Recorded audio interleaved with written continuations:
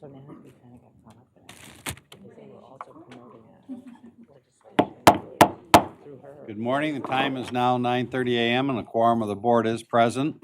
So the State Board of Education meeting of November 14th, 2017 is called to order.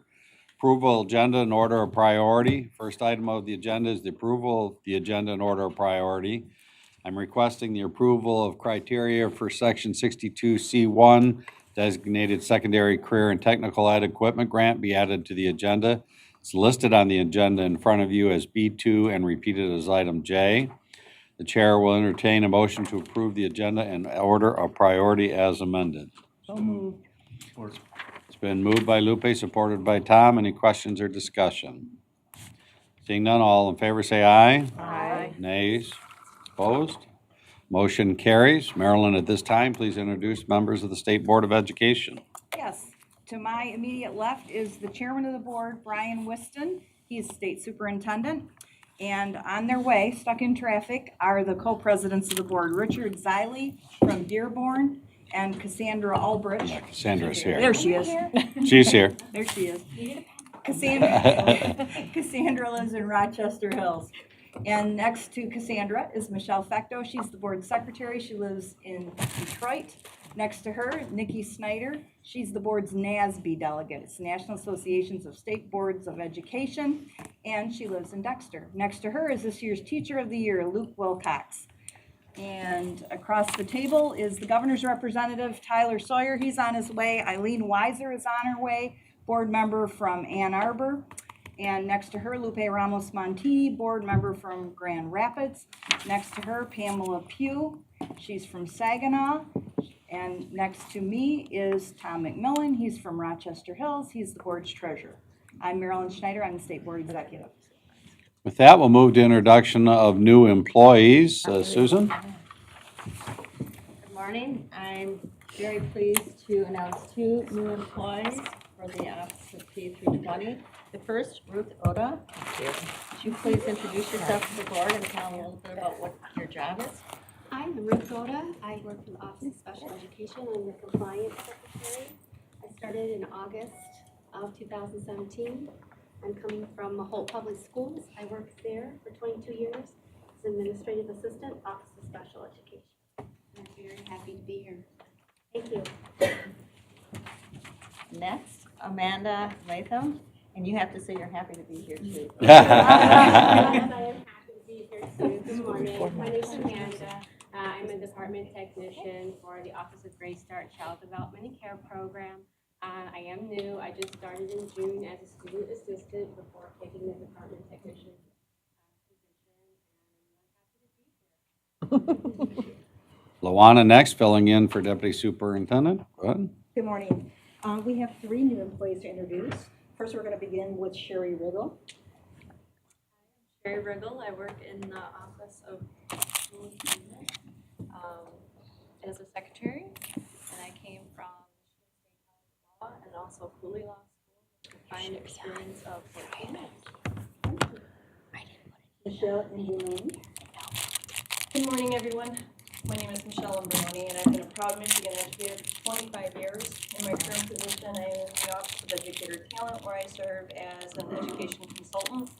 And prior to coming to the Office of Educator Talent, I have been a classroom teacher for 15 years with Fraser Public Schools. Prior to that, a building administrator, assistant principal, and principal with Avondale School District, and a superintendent.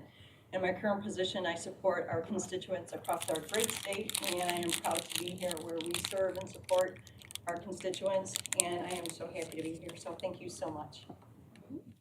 And our third, Dan Mendiela.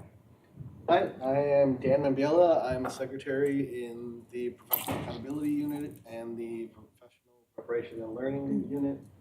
And I come from Cooley Law School. I have 14 years in the registrar's office there, and I'm happy to be here.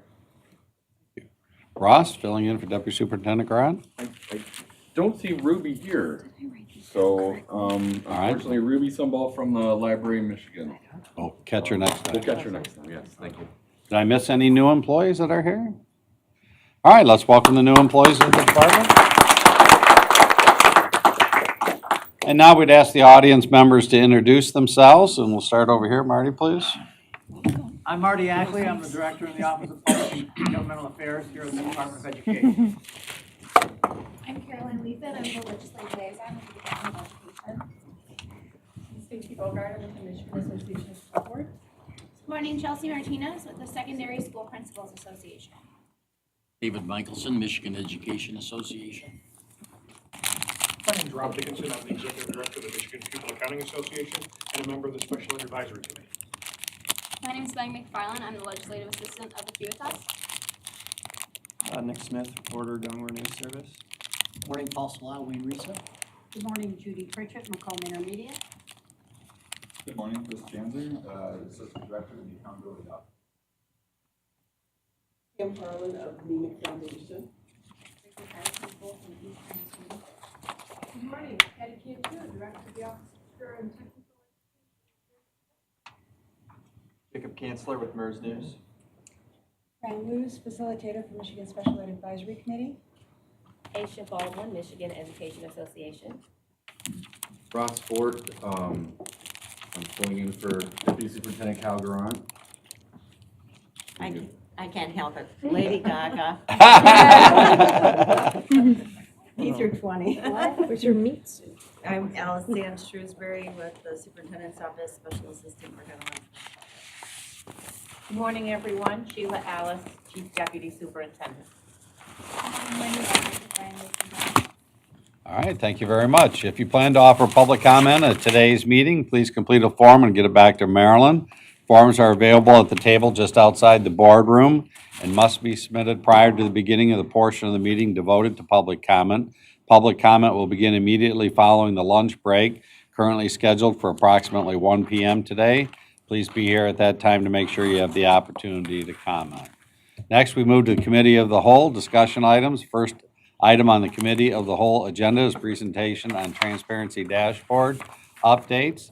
This presentation covers several updates related to the work of Every Student Succeeds Act Transparency Dashboard, including a general status update. We'll continue with regular updates as we move forward. Here to present is Chris Janzer, Assistant Director, Office of Education Assessment and Accountability. Chris, please. All right, good morning, everyone. Thank you. Welcome to your monthly update on the Transparency Dashboard.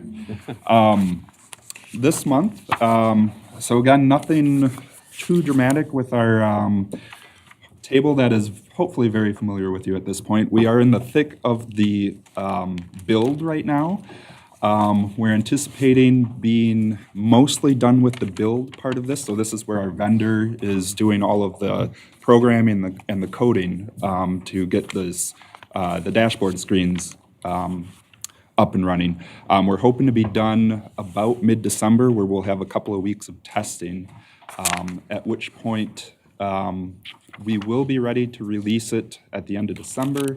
However, we have talked about doing like a full-blown public release at the January board meeting here, so we'll have the public unveiling there. And late December, we would have it behind login on My School Data for schools and districts to sort of preview it before, for the, whatever it is, a week or so up to that January meeting. So we're pretty much on schedule. Nothing that is sort of outstanding that is ringing alarm bells in my head, at least.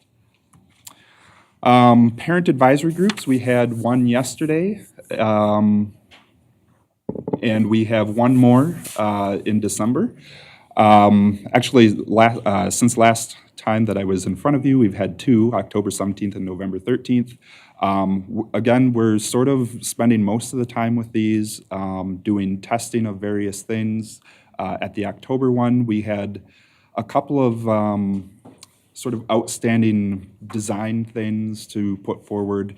At the one yesterday, we talked mostly about terminology and a little bit about the communications piece of sort of the press release and how best to effectively reach parents. So we've got one more to go in December. I would imagine that one would cover mainly terminology stuff. A lot of our time right now internally is focused on some of the content. And when I say content, I mean the text, the actual labels for the metrics, some of the help text, the frequently asked questions, that sort of stuff. We have a parent survey that opened October 31st. The link is there if you're not familiar with it. It was originally planned on closing this week. However, we are extending it to, I actually have a note here, November 26th. And that is to generate more responses.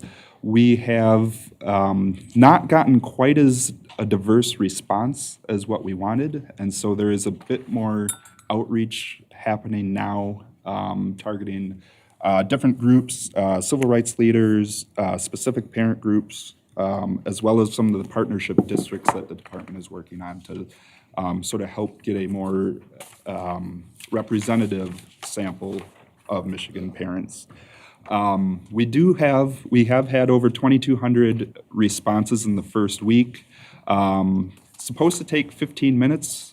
People are going through it a little bit quicker than that.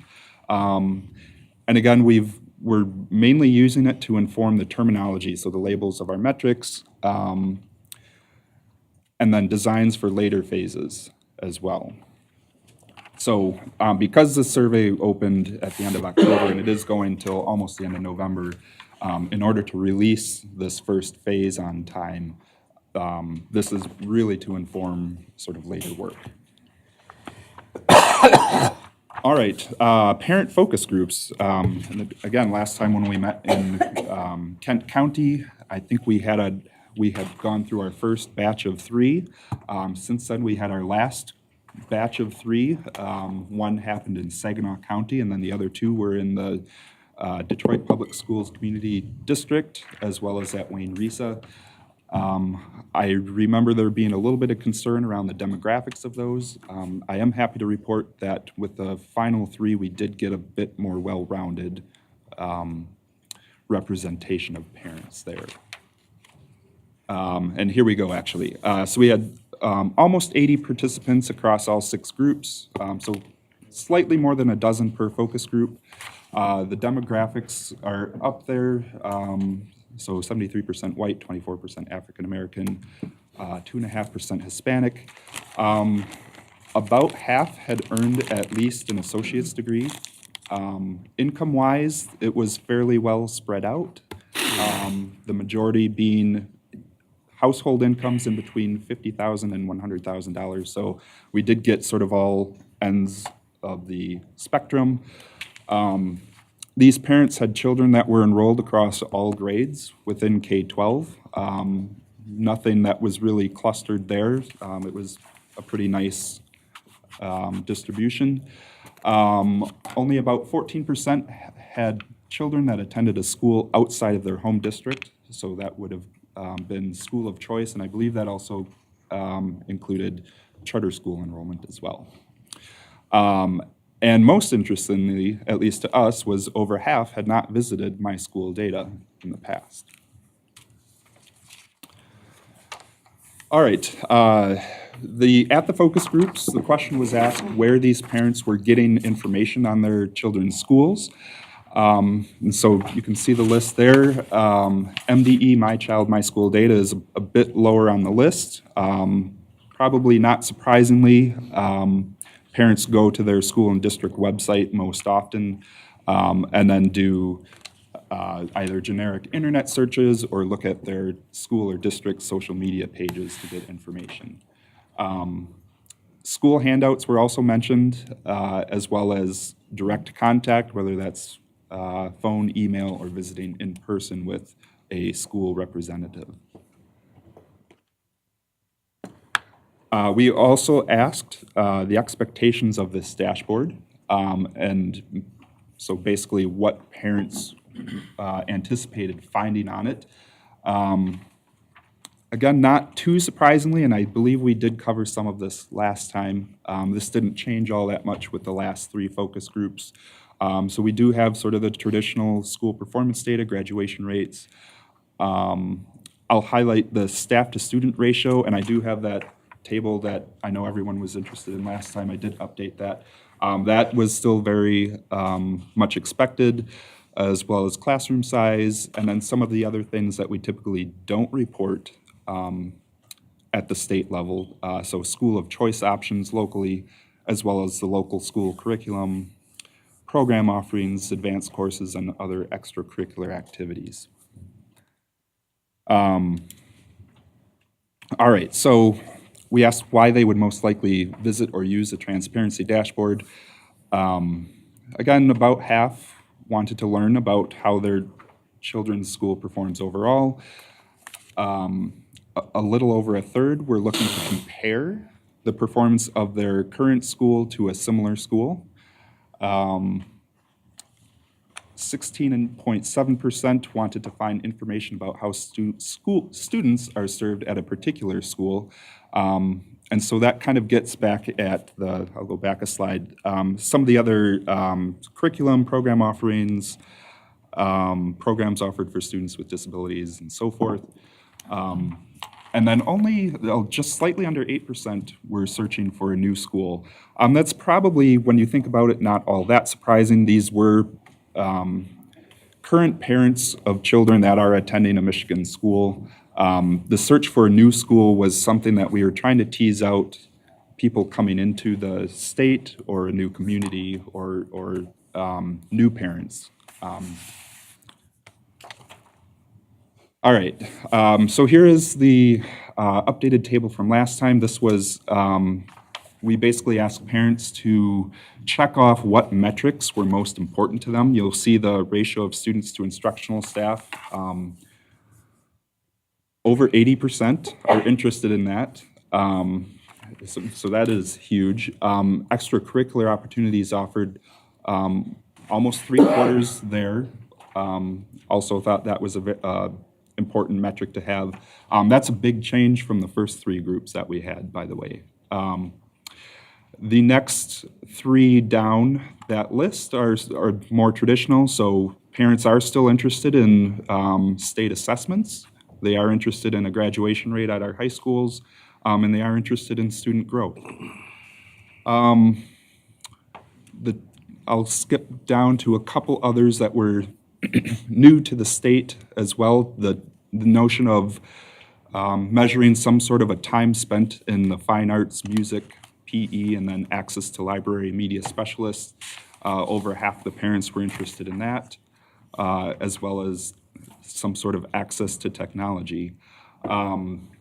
Also, new on this updated list are the survey results from parents, staff, and/or students about the school. I think we had, the last time I ran this, it was basically anything that had over 50% importance, and the surveys were under that, so that sort of crept up as well. And then rounding out the bottom there, services available and delivered at the school to help students and families. So again, very interesting. When we think of the traditional way of reporting this stuff, we are really sort of in the realm of assessment scores, graduation rates, sort of the traditional things. In my day-to-day job where we're talking about accountability, it's a lot of that traditional stuff. And so going in front of the parents and seeing this, it is new frontier for us here. The next couple of slides, I have some visuals, and I apologize for the blurriness. I actually had to capture these from a PDF document, and so it didn't get the resolution quite there, but I wanted to point out a few of the design updates that has happened since the last time we were in front of you. We talked a little bit about the school comparison. You saw from the focus group results that this is something that parents are interested in. For this first phase, we settled on providing a peer average of closest schools, so based on a distance, as well as similar schools based on demographics. And again, to sort of meet our year-end deadline, we settled on providing these two options, and there will be a toggle on the graphs on the dashboard where you can switch between the two. This one shows, I believe it's number of students to instructional staff. The sort of the magenta line in the middle there would be that peer comparison, and that's what you would be able to toggle by hitting the, you'll see the blue box there. It's lit up on student demographics right now, but you could switch it to closest schools. So that was one of the things that we had almost buttoned up last time I spoke with you in October, but this was sort of how it will look visually where parents can make the choice. I'll remind the board that it is our intent to provide a customizable comparison. That was something that parents thought was important, and so we will be building that out into future phases. The other thing, and you'll note in the focus group results, sort of that head-to-head comparison, that is something that we are, I believe we're anticipating having out later this coming spring. One of the other things that is new for this month was this pop-up note when clicking on an external link. And this gets at the parents wanted to know about the local curriculum and extracurricular activities. And so we will be, we are exploring providing these on the dashboard.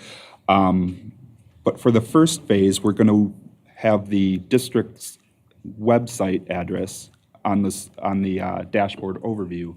When they click on that, this pop-up will come here, just alerting people that, hey, you're leaving the MDE dashboard, you're going to a different website now. So it's, and this is something that we got from our parent advisory group as well, where parents wanted the local information, but they didn't know if the state was the right sort of entity to be collecting and reporting on it, and they wanted to be careful about the distinction between sort of where the responsibilities of the dashboard were and where the local information was coming from. So that's kind of where this is.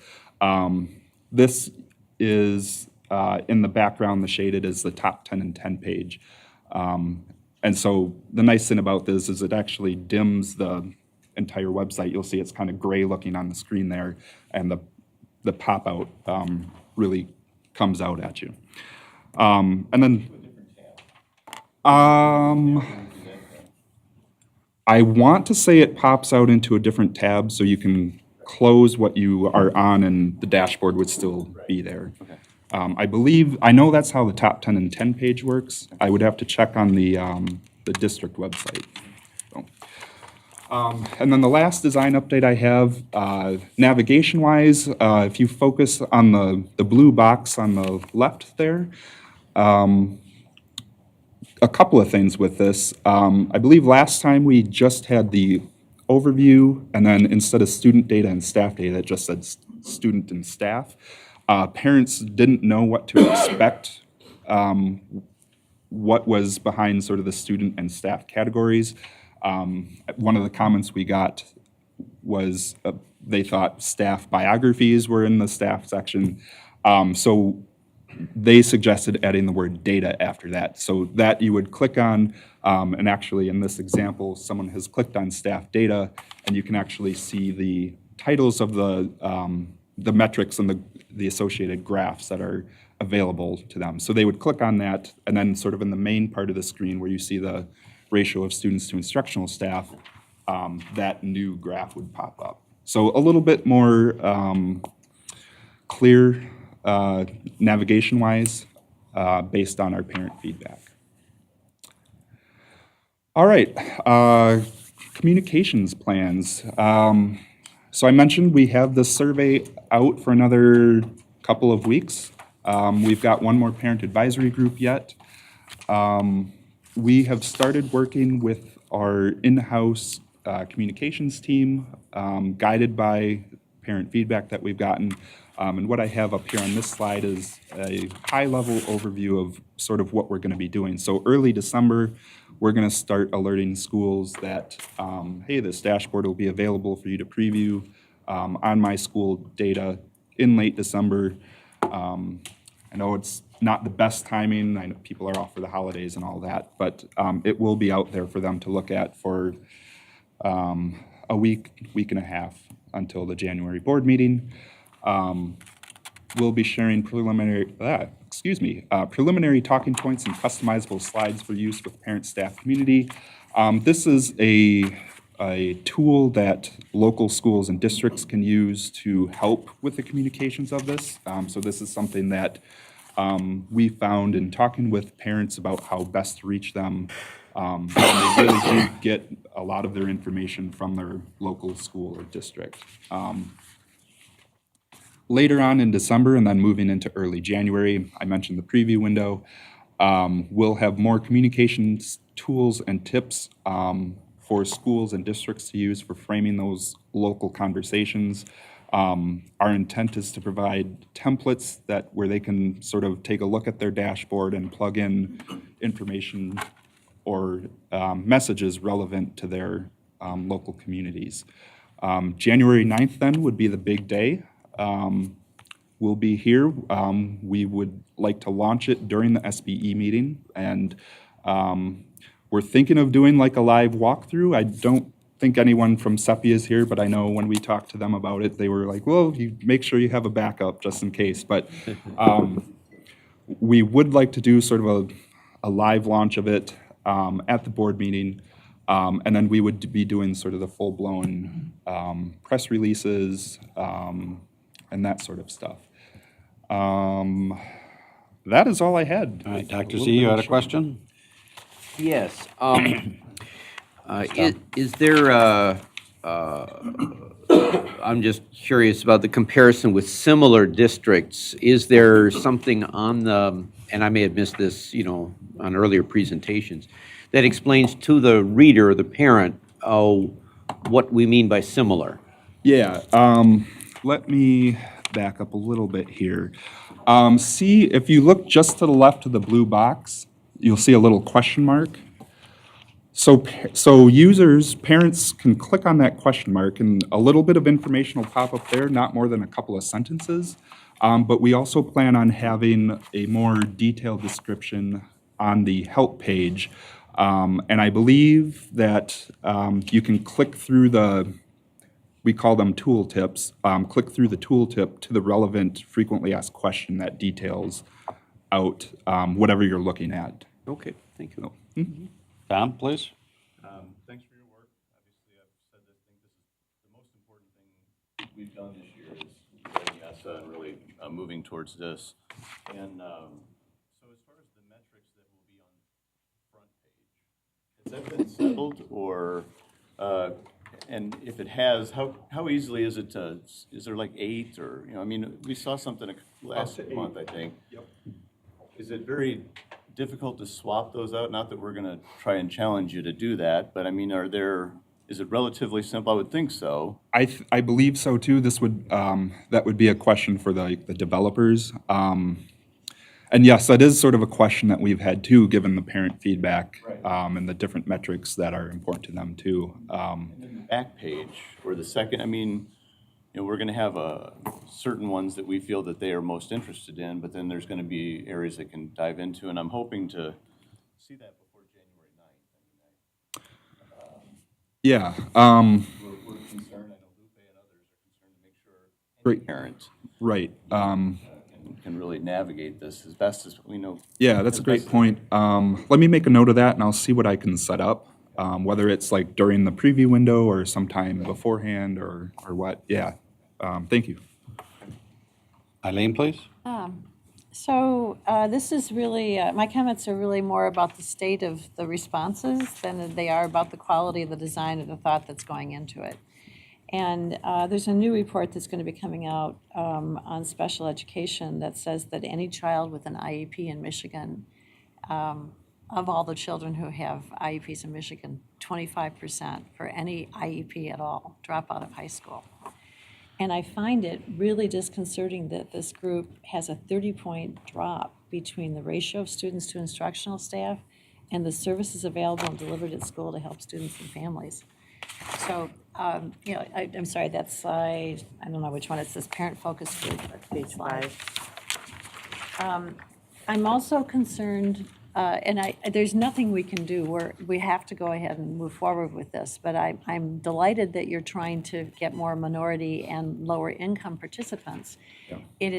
We don't have a 50% rate in Michigan of people with a bachelor's degree. Right. Or with a community college degree. What's the actual rate right now? Isn't it around 28 or 30%? Yeah, I was going to say, I think high 20s. And yes, it has been a challenge to get a diverse set of people responding to this stuff. I will, yeah, definitely.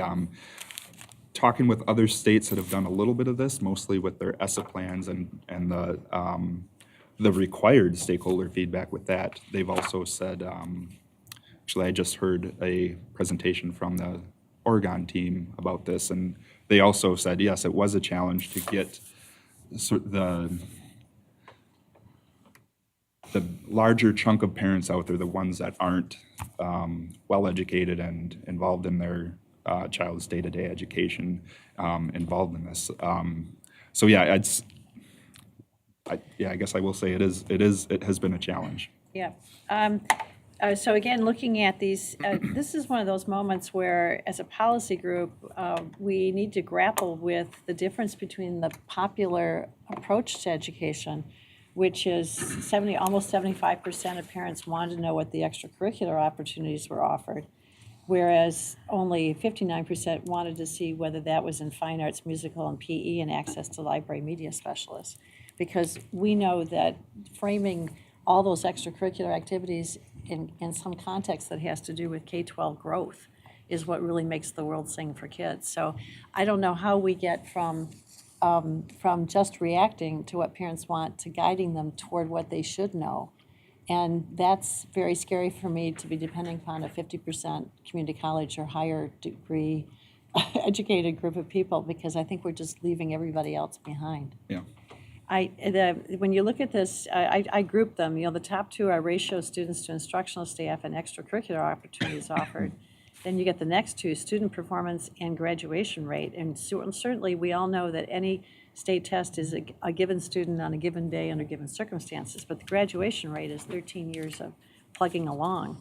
So there's a 15-point drop between graduation rate.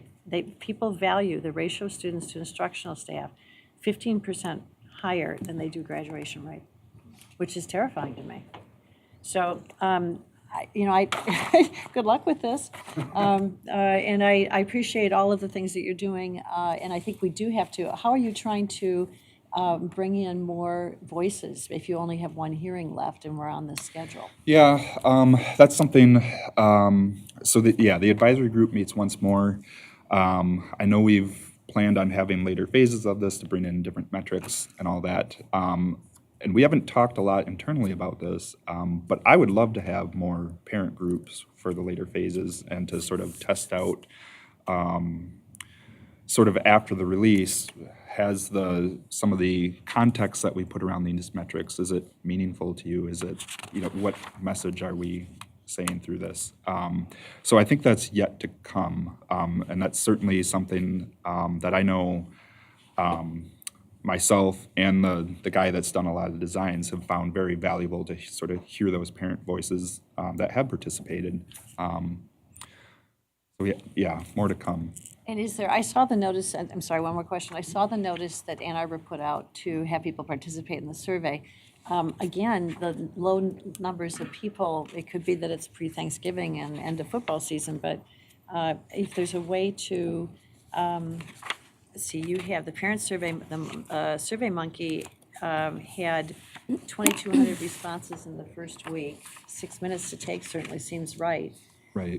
But are you getting, that demographic for these people? Do you have any idea of who's responding to that? Survey Monkey?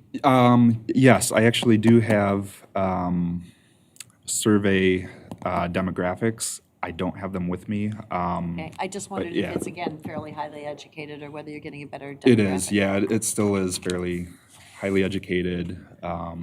Okay. So. Thanks. All right, Pam, please, and then Nikki. And I'm sorry, I think that you did say this, or maybe you were getting at this, that what Eileen was getting at is that typically when you're looking at things like this, you try to oversample in the populations that we know are going to be most in need. So one of the things that I did, at least when before you guys were coming to Saginaw, before you guys put this together, I did provide a group in Saginaw to Vanessa that would have been good, which was the CAC, the community action committees, which are at least in Saginaw, I think everywhere is county-wide. Okay. And it's an opportunity to get to low income as well as minority communities. And that was a group that I presented to Vanessa a couple of times. But I mean, I think that that's a group, because I'm not sure the 24% it is. Thank you. I do see that. And the 2.5%, I don't know if that went up or down for the. That for was the up Latino. to, Okay. yeah. So, I know that's- but definitely went up in the African American community, but want to definitely look at the subpopulation and see. I would love to hear like who you did sample within that population. Yeah. Yeah, for the survey, again, with it being still open, we won't know until it's done with. I do know that with the extension of the closing date, that there is a renewed focus on trying to reach those parents that are harder to reach. Okay. Okay, so I've given that twice, so that I think that's a group. I'm happy that you all came to Saginaw County, but there is diversity. And I don't know who you saw in Detroit. I'm assuming that's what brought the 24. Yeah, I don't know. I didn't participate in those myself, but I do know the Detroit one was a little larger. I think we were closer to 20 people in that one. I did make a note of the CAC though. I will find that email and see that we can at least get a survey link out to them. Okay, thank you. Nikki, please. Just a couple questions expanding on what others have said. Is this survey mobile? Like, can you pull it up on your cell phone? And I believe so. It is, yeah. okay, so in areas where there might be issues with internet access, you can reach it. Have school districts used their parent email databases to try to reach, or are they, Giving it to them. I know we've given it to every school district, plus I know we met with about 80 new superintendents we gave it to. Okay. So we're trying to push it out to every district. Okay. Will there be something when we go live officially that kind of describes exactly what the transparency dashboard is and why it's even there? It's a federal requirement or mandate from ESSA. Yes. And this is how Michigan has expanded on the 6 elements plus. As far as like a communications tool? Yeah, sort of, if a parent were to go to the website instantaneously, they would know exactly why the state's even doing this? Yeah, so there's currently a statement on the left-hand side of the first page that you get to that sort of talks about that. It's tested okay with parents. They didn't seem to want to read all of that. If we can make it like. Bullet points or something, yeah. Something that's very clear about what the bulk of it is and then how we've added on to it. But ultimately, this is a federal mandate through ESSA. Yeah, and we've also talked about doing a welcome video of sorts to sort of get at like the purpose of the dashboard and all that. That would be sort of separate from some of the more helpful, like here's how you navigate kind of videos or I'm wondering if they would just click right out of that. Yeah, I don't. If maybe like just a really straightforward question of what is the transparency dashboard and why do we have one type of question and then answer. Just throwing it out there as a like straight to it. Yeah, and that actually might be one of the frequently asked questions, but again, it's sort of getting that prominence on the right site. away instead of dinking around and feeling like it's just. Yep. All right, Tom? Although, I mean, I think it's a good idea anyway. I mean, even if the feds, I wouldn't make it sound like we begrudgingly are giving this information. Oh, yeah. I know that's not what you meant, but I would, make sure that it's clear that we also think it's a good idea. Yeah, to offer the information. To do this, but yeah, that it is in fulfilling, yes, the federal. All right, thank you very much. Oh, I'm sorry. Michelle, please. A couple of Sorry. questions. what I've gotten some feedback on, and I've had to explain, is why is the testing data on there? And why is it such a large percentage of the, some people, I think that even Tim Kelly brought that up. And to make it clear that's required. Also, I just had is this going to be available in different languages? That is something that we've talked about with the development team. Right now, I think we're investigating doing a sort of like a first step, like a Google Translate or something like that, which I know can be far from perfect. But yes, there are conversations about doing that. From the get-go, it wouldn't be like a full-blown translation into different languages. I could see like a Google Translate thing as sort of that first step into something like that, though. But a lot of districts do that. I mean, I know I did in Dearborn. Yeah. We put several different languages for everything on our dashboard and website.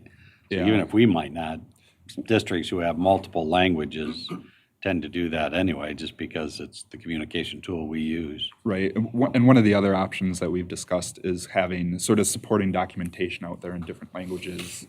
That's a little bit easier to do than the programming around having the screens actually have it. So you might see like that graph as it is, but then when you go to the help screen, we might have like help stuff in different languages or something like that. So it is being talked about, though. Okay. All right, thank you very much, Chris. Now we move to item B, the committee of the whole agenda is discussion regarding criteria for grant programs. We have 2 grant criteria listed for career and technical education. And any questions on any of the grant criteria? Tom, please. My standard question when it comes to grants is how much of this is either federally or statutorily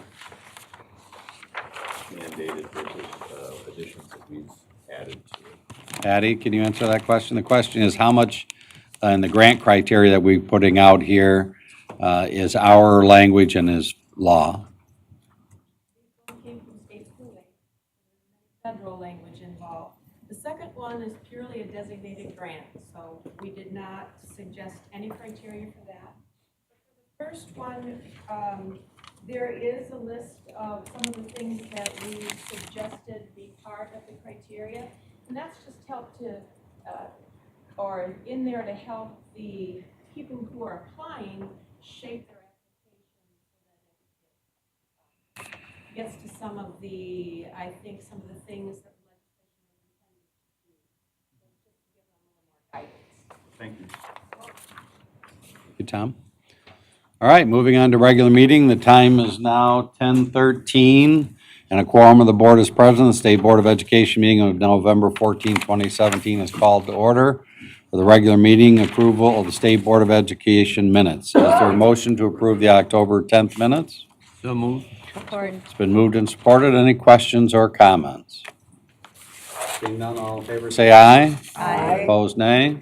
Motion carries. Report of co-presidents.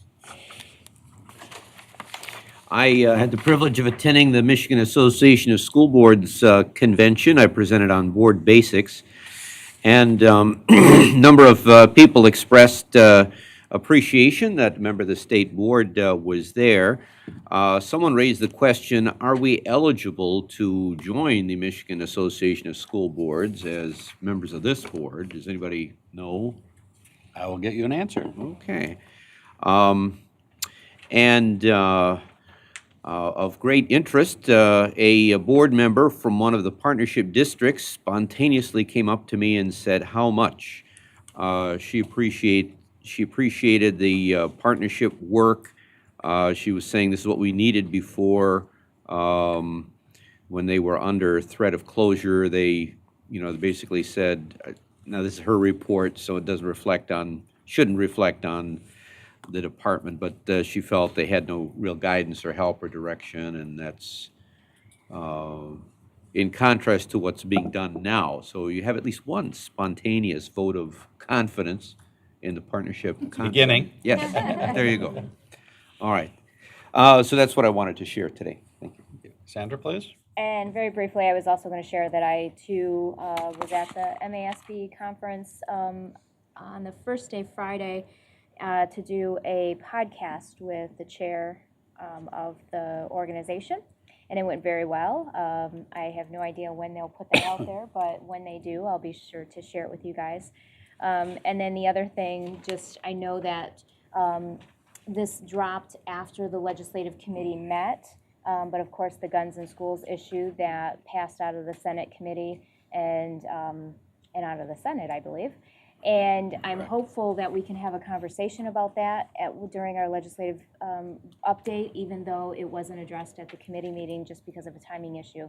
But I hope that we can come to an agreement that hopefully this piece of legislation might not be in the best interest of schools. Thank you, Cassandra. A report of the superintendent, ESSA plan update. We did have a conference call with ESSA where they brought up 6 minor issues that we have responded to. And when I mean minor, I mean minor. Like one part of the report, we had 96.5, another part we had 97. We had a footnote on page, 128, and they wanted it on page 100. I mean, some really serious things that had to be worked out. And I know there's another conference call today during the board meeting. I know they've asked for a quote from me for approval, so I think we're finally getting towards approval, so that will be nice. Parent survey on the dashboard, as we just got done with a presentation. We are trying to get parents involved, so if you have parent groups that you want that to go out to or any notifications, please let us know. But we have been trying to get it out to get voices from parents from across the board, and sometimes it's difficult to get people to respond, but we truly are trying to reach out. And we've extended that survey to November 26th, so if you have any parent groups or PTA groups or whatever kinds of groups you want us to get it to, please let us know and we'll make sure we do that. Great news for Lupe. She was, congratulations, was elected Central Area Director of the National Associations of School Boards. Also thanks to Richard, Dr. Z, who had represented Michigan as the voting delegate during NASB's annual conference and business meeting, which was held the first week of November. So Lupe, congratulations. And for the second time as State Soup, we did have a new superintendent's kind of networking session here at the department. Well, one was at the department and one we had to have outside because of construction that was going on. But about 100 new soups, give or take, and about 80, give or take, I think attended one of the 2 sessions that we put on, giving them an opportunity to learn about the department and the various services the department provides. And I know we got outstanding survey results from the superintendents appreciating the opportunity to engage with the various departments and to learn from the various departments things that are available to help them be successful. It was put on jointly between us and MASA and MAISA. So I think that was a very helpful thing that we'll continue to do in the future. With that, we'll move to the Teacher of the Year report. Luke, please. Thanks, Brian. Pretty exciting month in the last 30 days since we've met out in Grand Rapids there. I've been got a chance to get out around the state and actually around the country a little bit over the last month. Just last week, Friday, I was at U of M in Ann Arbor working with the School of Education and about 50 of their soon-to-be teachers, which was pretty exciting. Last week, I also got a chance to go to MEMIC's main office. MEMIC, as you know, is one of the sponsors of the Michigan Teacher of the Year program.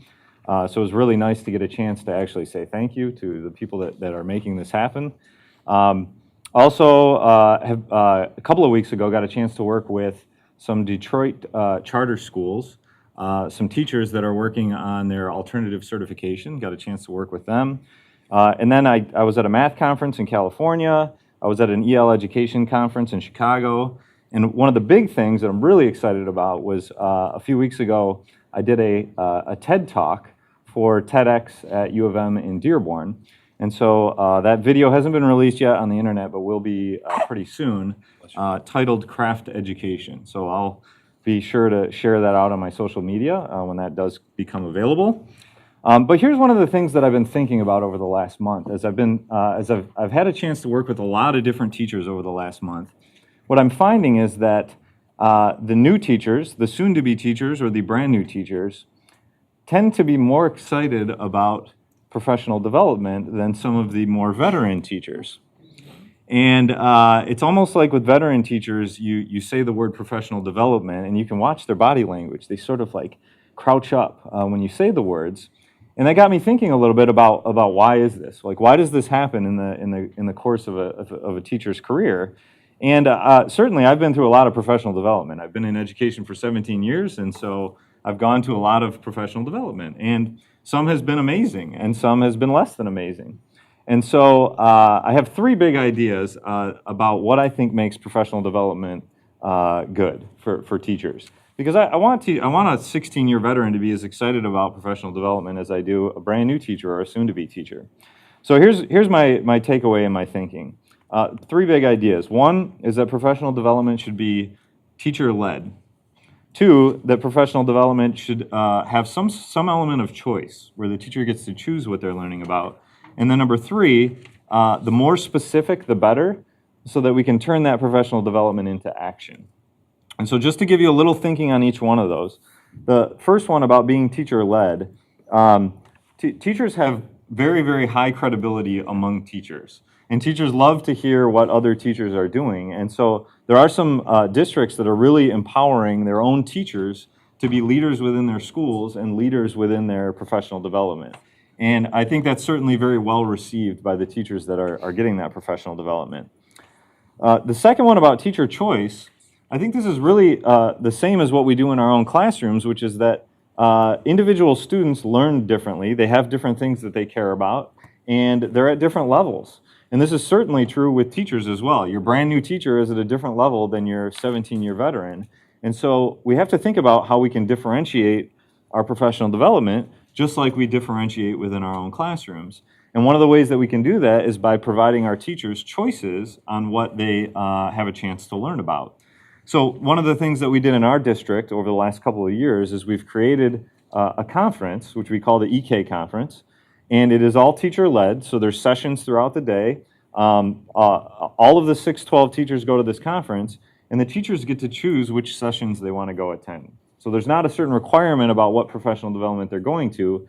They get to choose, like, where am I right now? What is it that I want to learn about? And I'm going to go to those particular sessions. And then the third one about being specific. More specific is better. For me personally, sometimes we get these general professional development where we learn about like a certain teaching strategy, such as gradual release, which is an amazing teaching strategy. But when I get specific professional development around how to use gradual release within the mathematics classroom, or even more specifically, how do I use it in my statistics class, that's the stuff that's most valuable to me, because I can immediately take it into my classroom tomorrow and start using what I learned in that professional development. And teachers definitely want to leave the professional development with like something they can grab onto that they can go back into their classrooms and use immediately. And so I think if we're very intentional and thoughtful about professional development opportunities that we provide for teachers, that we can maintain this excitement about professional development, about learning. Because ultimately, this is the business that we're in. We're in the business of learning and promoting learning. And if we have teachers that aren't fired up about learning, it's going to be hard to produce students that are fired up about learning. So I think with some of these ideas in mind, we can keep professional development at a high level so that teachers are, in fact, excited about the learning that they're doing within their profession. Very wise words, Luke, and I mean that seriously. I mean, I think you're right on tap, and there's been conversations between MEA and AFT and the Principals Association and with the Superintendent's Association on these various issues, because I do think you're absolutely right. There are senior staff who are very frustrated with professional development, that a lot of it is sit and get and a lot of it isn't pertaining to them. And so the fact that we should have teachers not only lead it, but teachers who help design it. What are we going to do during professional development days? How are we going to provide choices to people and specific to action? Different other way of putting it as well. So we would love to work with you on this, and because professional development has to be meaningful it has to be choice if it's gonna have impact, so. And if I can follow up on one of the ideas you mentioned there is about teachers being involved in the planning process for what professional development looks like.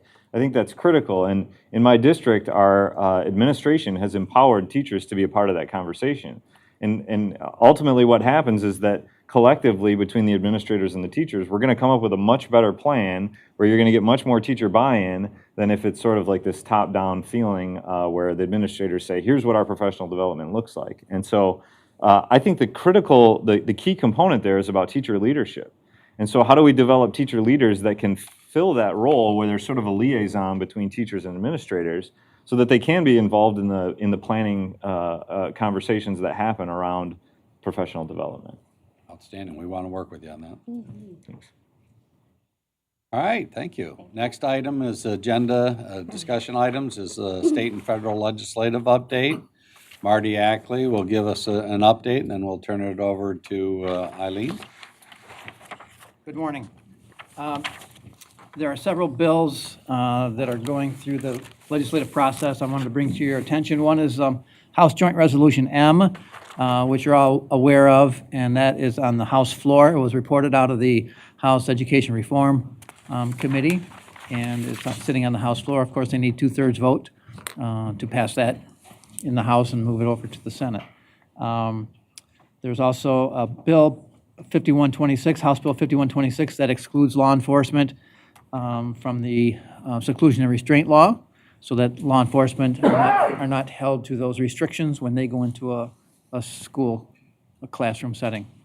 Also, there's a bill package in the House right now to implement the Michigan Pathways Alliance, the Career Tech recommendations. So that those have gotten 3 or 4 committee hearings to implement those recommendations. And then also, as Cassandra mentioned, there's Senate Bill 584 through 86, concealed pistols would allow for the concealed carry of a pistol in several settings, including schools and daycare centers. That has passed the Senate, is now over in the House Judiciary Committee. The State Board Legislative Committee met a week or so ago and had some discussions, and I'll refer to Chairman Eileen Weiser. Thank you. And it's important to note that the concealed gun, the Senate Bill 584-386 happened or was dropped and voted on, I think, right after our bill, or right after our meeting, our discussion. The bulk of our committee discussion was on the $4 million that was not able to be granted for school filters and purging expenses that were experienced mainly in Flint. And the discussion centered on the fact that that was originally sort of a spec grant as part of the department's budget. Because it's in the budget, it can't be renewed. It wasn't separate legislation. So the hope was that the program was designed in a way that was useful for schools, but it turned out that it didn't quite meet their needs. Originally, there was about $9 million in the pool, and it was going to be given in chunks of $2,000 per school. Of course, big consolidated high schools have much different costs on testing and filtering than does a small elementary school. So when the money was allocated, was granted, it came in as half of that, about $4.5 million and a maximum of $1,000 per school. We don't know, the department doesn't know whether schools didn't use it because the larger ones that were more affluent or had other resources used their own money. We know that some districts did test on their own and remediate. We don't know whether it was just so much trouble for a small amount of money for a larger high school that it didn't make a lot of sense, or whether there were other issues, particularly staff training and maintenance. We do know that this summer in Flint, Laura had to go back into a school that hadn't flushed its filters because they were contaminated biologically, and do that at a fairly high cost. So what Pam brought up is something that I think is really important. Traditionally, rural schools do test their water. They have to, they're on wells. But the presumption has always been that water leaving a municipal facility that's been tested to be safe will emerge from faucets in schools safe. And of course, every school child spends limited time in their school.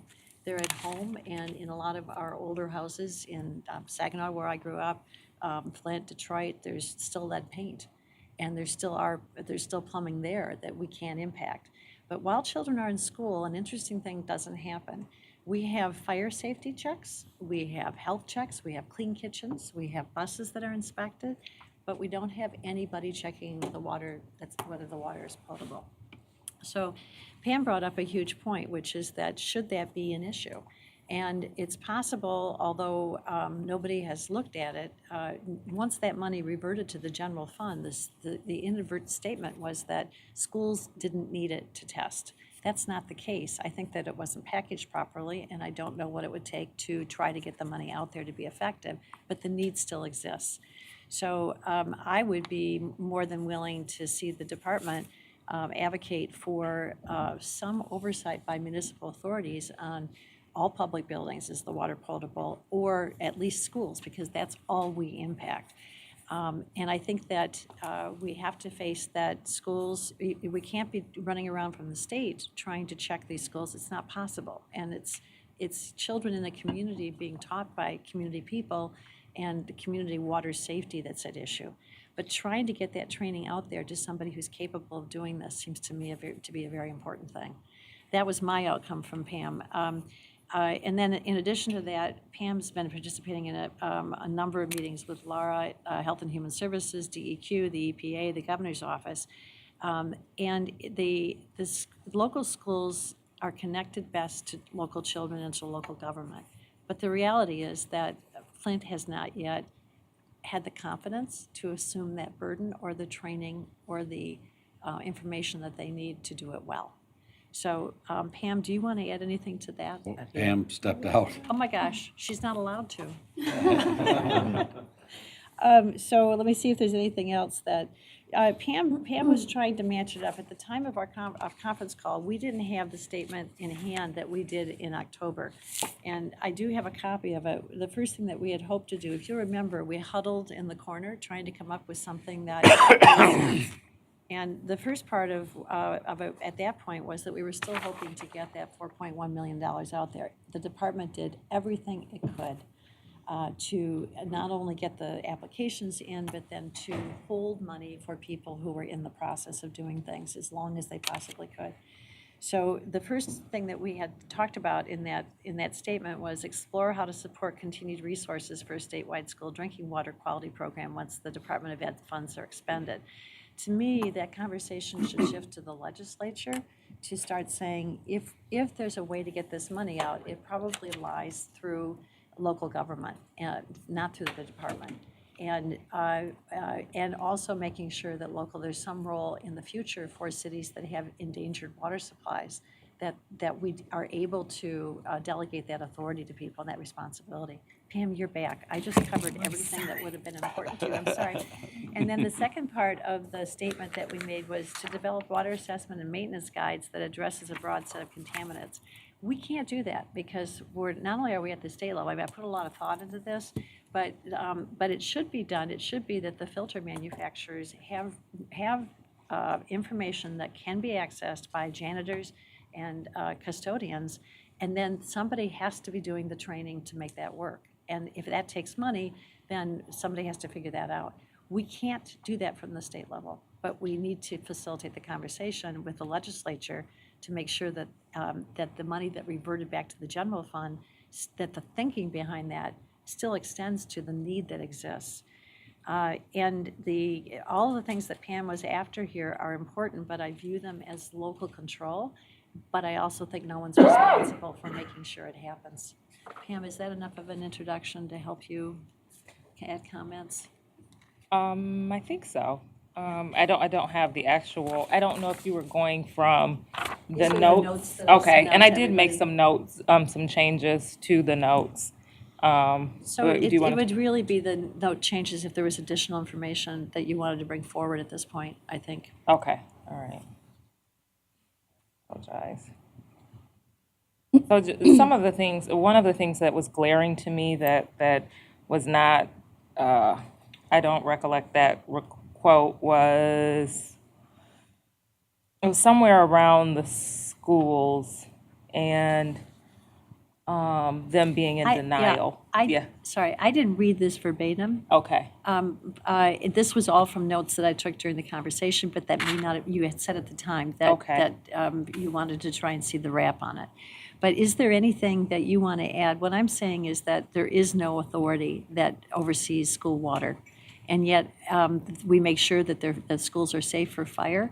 We make sure that the buses are safe. We make sure that the food is safe and that the kitchens are sanitary. And that it seemed to us during the discussion that trying to push for adding this responsibility for all municipalities in the state made sense. Right. Absolutely. And you know, we've been talking about Flint, and Flint is in obviously a different predicament. But definitely, I believe that it's a statewide issue. That someone has some authority over this. And being in the conversations that I'm in, I definitely hear the conversations swirling. It's not that the schools are in denial, it's that no one is taking responsibility or lead on this. And schools are already overburdened, and to have this additional task put before them and it laid in their lap to do this is a lot. So we've talked about and that's more of a research perspective. We've talked about devices that we can put in schools that do some real-time testing and are able to do some and spit out the data. That's something that we're discussing, and we're discussing with the scientists and the researchers. So that's more cutting edge. But we've also talked to local health departments who don't have the funds now to do that, but they do it in they're doing testing in other entities. But if they could do this in schools, it would need that additional funding. And you've probably talked about the $4.4 million. And Brian, I don't know where we left off with that. I know that I talked to Kyle yesterday, and I talked to you last week, and you were going to have some continuing discussions. But what we're looking at, particularly in Flint right now, it would be good to have that money put back in this year's budget. Yeah, so the conversation I had with the governor's office as late as yesterday is, assuming the 16-month water testing continues to show positive results over the next couple months, that I think there is interest in the governor's office to create a grant for Flint schools to develop a model for water testing and flushing that districts could use and could provide oversight from experts, including yourself and the medical community. So I think there is an interest in the governor's office That'd be great. to fund a grant and have them put a model for testing and flushing of water together through experts in the medical field and others, so that districts can learn from and utilize. So I think we can work with you on that. Yeah, I have a question. So, Michelle? yeah, so are you suggesting a guidelines or a mandate? I'm not suggesting that we can do anything because we don't have authority over school water. What I'm saying is that the legislature, I think, as they look at the infrastructure in the state, they already require fire checks. They require kitchen checks. They require bus checks. And this seems to be one area that is causing a lot of confusion. So however it gets addressed, whether there's a model created and it's a public health model that just kicks in if Saginaw or Detroit or Grand Rapids with the aging infrastructure has this problem. I just want to see that acknowledged, and I want people who could do something about it to consider it. Yeah, because there are bills, there are some bills in the House right now that would require, and I know New York State passed a series of bills that require the schools to do that, testing, not just on lead, but on many things. The schools themselves aren't responsible for the fire checks. There's somebody, the fire department comes in and does that, and the health department does the kitchen check, and the Secretary of State does the bus checks. So I don't know exactly how it could be structured, but I think that acknowledging that just because the water left safe doesn't mean it's coming out safe for kids. Right. So we can work on some recommendations for that. Right. And Thank so, you. and then December, we're looking at having some presentation or a presentation. December? Okay. So we'll want to talk to the agenda committee to do that. I don't know if you mentioned that. I didn't get that far, so. And then another step would be, as we're considering this, that MDE be the convener of those groups who need to consider how we move forward to bring us better assurity around the quality of water. I pointed out that you participated in a number of meetings that may be headed in that direction with the right players who could do something about it, but that the superintendent's discussion right now was an update on the kinds of things that are going on already in the groups. But I'm hoping that we were in agreement that there needs to be a meeting that's an intentional, very deliberate meeting that's convened by the Michigan Department of Education that convenes with these groups that are meeting to talk about, okay, now what? How do we make sure that someone is stepping up and looking at the quality of water? And I think that we can do that. I think that we can be the conveners of this conversation. If it needs to be convened by us, because it may, just as the other conversations you're part of, that may already be on people's radar. So the only thing I'm concerned about is that we not disrupt things that are moving in the right direction, that we not take energy if there's something going on. And I know you're in those meetings, but I know that other people are talking to outside. So I hear you. All right. That's it for me. Now, I know Cassandra, I'm sorry? No, nothing. I was just going to ask who oversees the other requirements, but Eileen mentioned it already. Yeah, the state police do the buses. I think you may have said Sorry. Secretary of State, I'm but it's sorry. state police. But that was the only one. Cassandra, you wanted to talk guns. Yeah, so obviously these bills hit very quickly and did so, as Eileen mentioned, after the legislative committee had its opportunity to meet. And so I wanted to make sure that we had the opportunity to at least discuss this, and if there is any agreement on the table, if we can weigh in. I believe, has the Department of Education weighed in as well? Yeah, we oppose the bills. Okay. I think we would support an option for districts to opt in and out.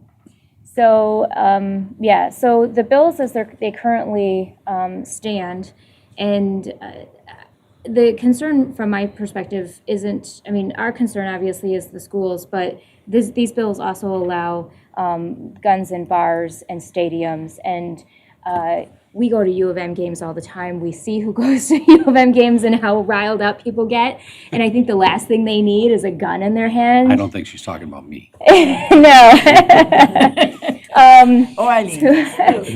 But it's just, it's a concern, and I think that the idea behind this is they're closing a loophole that allows open carry, and I can tell you, we just had to have a lockdown a few weeks ago because of a report of someone carrying an assault weapon on campus. They are extremely disruptive. Absolutely, and I know for K-12 schools, they're extremely disruptive as well, because when someone carries a gun onto a campus, you don't know if they're the good guy or the bad guy. And so it ends up with lockdowns, it ends up with mass confusion, with people going into situations that they probably shouldn't and not being able to leave situations that they probably should.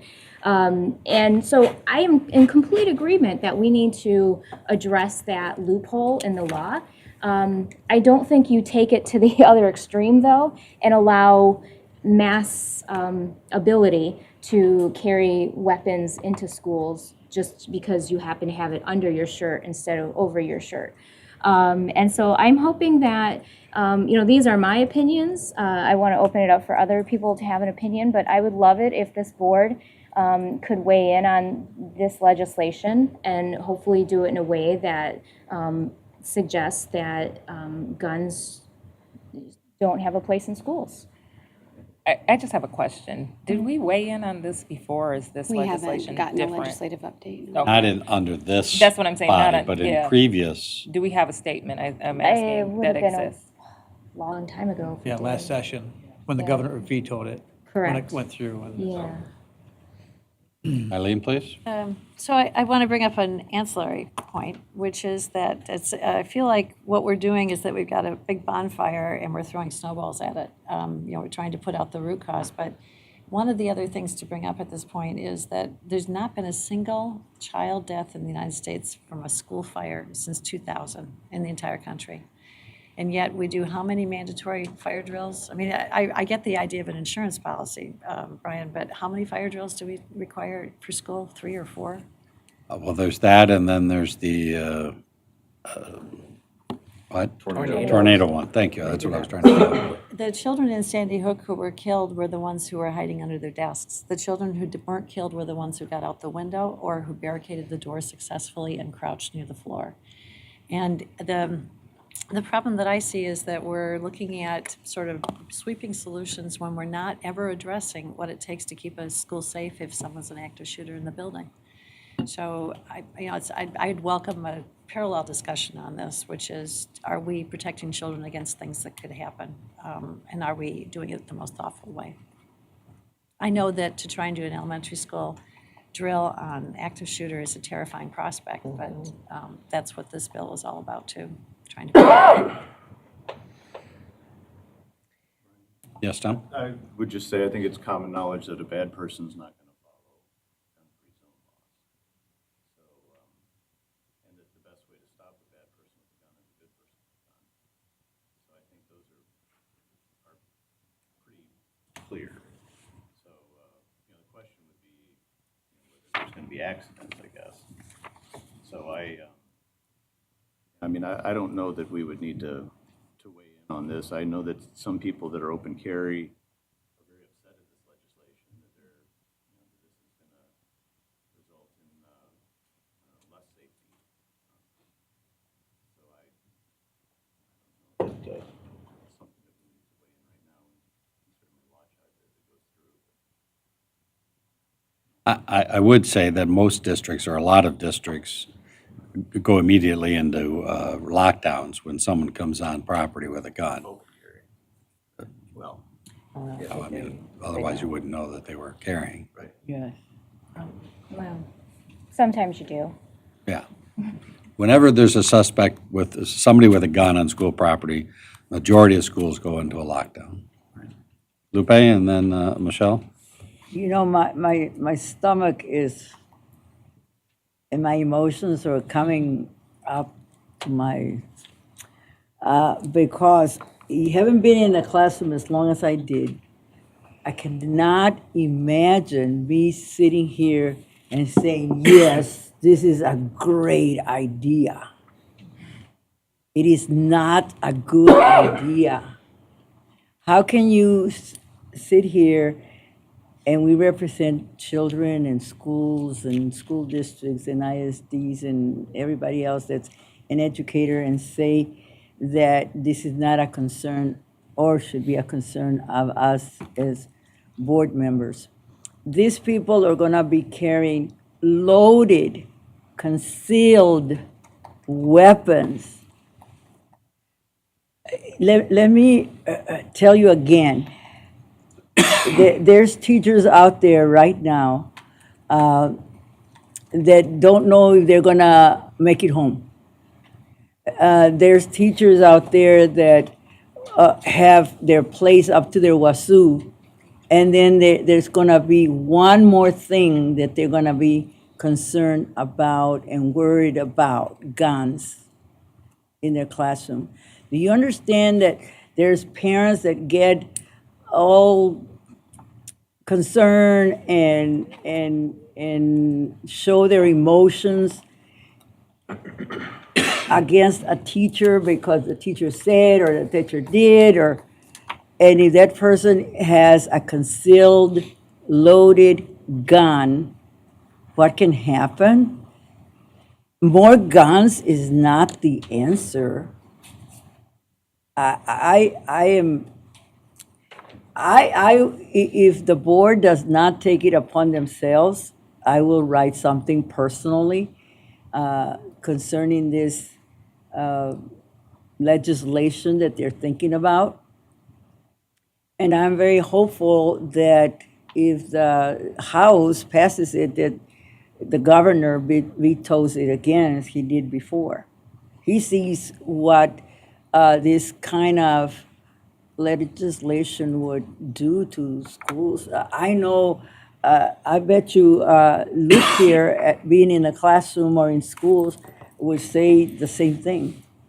We as teachers and educators, we don't want this responsibility. We don't think this is gonna help keep the school safe. It's not. I'm very emotional about it because I cannot just imagine, oh, no.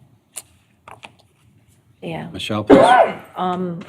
Well, there's a number of things I don't like about the bill, and one of them is that it's Lansing telling locals what the rules have to be, and even though they strongly oppose those rules, telling them they can't have a gun-free zone. That's a problem. I also, my sister is a pediatric nurse who lives in Newtown, and my daughter her daughter, my niece, went to school with the shooter. And even all these years later, it's really has a strong effect on my niece and the whole town. And one of the things that I was struck with, even though my sister is pretty left like me, Newtown is a very conservative community and very much pro-gun and very much, or was before Sandy Hook. And they have taken the position and have become quite a strong, vocal group supporting greater gun control. And they've come to that conclusion that more guns is not the solution.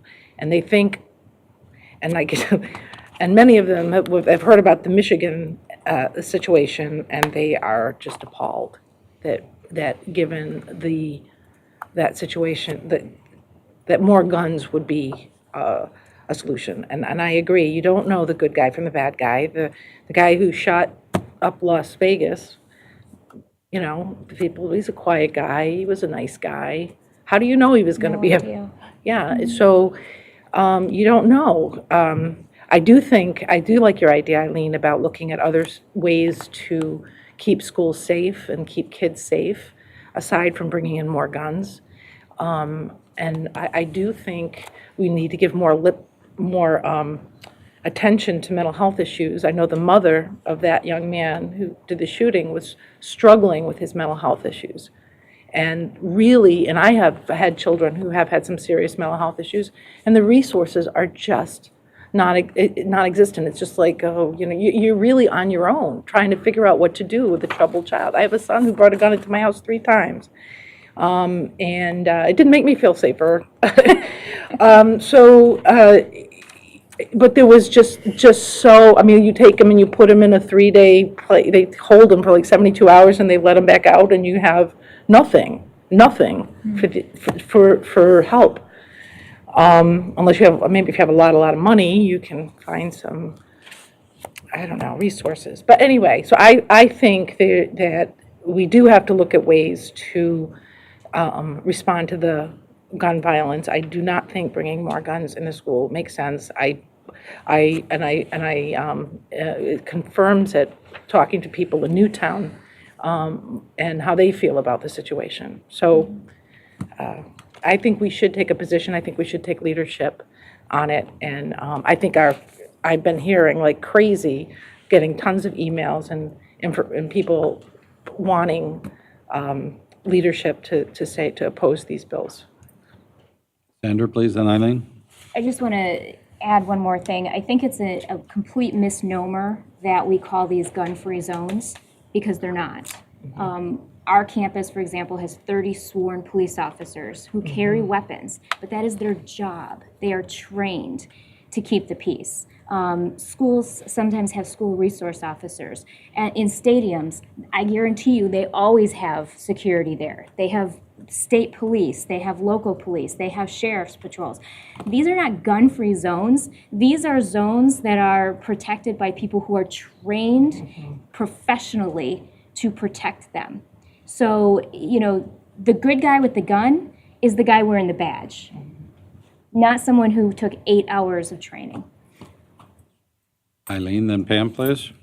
So Let's see, there are a couple of things that spring to mind. One is, I suspect this legislation will take some different form in the House. And I also don't know that it's on a fast track to pass before Christmas. And if the department has already opposed it, then what I would suggest is that we do sort of a SWAT thing, that if it actually gets close to coming out of judiciary, it's in judiciary right now, Marty? So what I'd like to do is to see what the form is and then specifically respond to what's in the final bill, because it still would have to go back to the Senate for reconciliation. And I just want to point out, as someone who agrees that every school should be a safe haven for every child, that not so long ago, within the last year and a half, there was a factory shooter who was killed by someone in the factory who was carrying. And he had already wounded people. He had his stalking list. People were lined up against the wall, and he was going for it. We're not talking about sending people into schools with guns. We're talking about having people who are qualified to have guns, have one locked up in case something really bad goes wrong. I emphasize with I haven't read the rest of the bill, so I haven't read the stadium part or the other parts of it. But I suspect that the genesis of this was the last two major shootings, which is, could someone who was a civilian who had enough training have a gun kept safely that they could pull out as that factory man did to keep other people from being killed? I understand the logic behind it. I can't address this bill. I unfortunately haven't read it, but it's also just coming out of the Senate. We've already opposed it. I hear loud and clear that people want to do something right now. My suggestion would be to wait and see what actually comes forward, and then address each point in it if it still is active and alive. Are we going to have time to do that? Because this was introduced and passed the next day, ended up on the floor, passed immediately. We didn't even have time to weigh in. So I'm concerned that if we say, well, let's just wait and see what happens, it could hit like that, and then we have Open Meetings Act requirements we have to follow. It's not like we can just all come together, at this like that and say, okay, let's come up with a statement. So right now, how many session days are there between now and the close of the year? They're on break for the next week and a half. 2 weeks, yeah. 2 weeks. So do you have any sense of whether it is being worked on or whether it's being accepted as is in judiciary? Is there been any? They're on break right now. They're on break for this week and next week, excuse me, and my guess is that it is being worked on, and hopefully they are working with the executive office to try to come to some agreement, but who knows? The governor's office? Yes. The governor vetoed a version of this last time. Last session, yeah. And he was quoted as saying that his position has not changed, but he is always willing to discuss and consider anything that comes to his desk. So I think there would be time. I think that before the governor would sign it, we would have a chance to weigh in. It would take a conference call, there's no question about that. But we've done that before, so. But why wouldn't we tell the legislature what we think? You can, but it may not be the form of the bill. It's something, whatever comes out may be something different that, we're going to be ignored anyway, Cassandra, if we What don't would be address it properly. acceptable? What would be an acceptable guns in schools bill that we would say is okay with us? So if we're talking about the equivalent of people who, not every school has a security officer. Most of the schools in Ann Arbor, elementary schools, I haven't seen one. So I believe that what is being addressed here is an effort to have people who have training. And the only thing I saw about the bill in years ago, we're sorry, folks, you're here, was that it required more hours of training. 8 additional hours. 8 hours, So 16 and hours of anyone training. with a concealed weapon could carry. Yeah. It say concealed loaded weapon. Just don't say concealed weapon. Oh, of course. Concealed weapon, Right. it could be just a weapon, but these are Right. loaded concealed weapons. So what we're talking about, what you fear, is that it's going to attract people to come to the school. What I believe that the bill was designed for was to keep people from wanting to come to the school because in the building were people who knew what to do and were licensed to carry. So I haven't read the bill to know exactly which it is. But I hear loud and clear that you believe it's an attractant. I know that drafting that bill was to keep it as a repellent. So I haven't read it. All right, I have Pam, Nikki, and Dr. Z. So So I guess I agree with a lot that has already been said, but coming from a school area where violence is one of the highest in the nation, whether it's Saginaw I'm talking about or Flint, I mean, I would be remiss if we're talking about faraway places and we have places right here under our noses that, you know, I could say alone people that I know probably amount to the tragedies that we've seen in these mass shootings. I've had friends whose children have been lost, good friends to gun violence. As we have these conversations, Eileen, the things that you bring up, I start thinking about George Zimmerman, who shot Trayvon Martin, thinking that he was doing something the right way and was properly trained. We have discussions, if I go to Flint, where we're talking about children who have been impacted by a neurotoxin, and we don't know what the impact will be and how we're going to have to prepare ourselves to deal with the effects from these children. I don't think that you can train people to be able to go into these schools and be able to have guns in their hands. I've heard of I don't want to discredit educators, and I know what they're up against, but we don't need educators having weapons in their hand or anyone else in the building. We already have enough issues now with trying to make sure that we have the school climate that we're able to deal with the children that are in those schools, let alone the confusion as to who should have a gun and who shouldn't have a gun in areas where gun violence and gun proliferation is already an issue. So I agree. I asked the question whether or not we already had something on the books, because if we have something on the books, then maybe we should pull that out. I don't know that we undo our statement. So if we have a statement and we don't have the votes to make another statement, can we pull that back out? But we do need to say something, and this is a horrible idea in a time where we're trying to heal our communities, and we have enough issues making sure that those who are adequately trained, who are charged to serve and protect, making sure that they can interact with communities and the public well enough. And we see that with schools and security guards and police being in school. We don't need to increase that. That's not going to be good for our communities. Nikki and then Dr. Z, please. I think it's a really important conversation. I want to make sure that we don't get caught up in the standard rhetorical conversation of guns or no guns. So I guess my question to everyone here is, have we acknowledged the problem? The problem is that our schools are not safe. What is the solution? I'm not sure that if we make a statement like that, that we've figured out what the solution is to making schools safe. So that concerns me.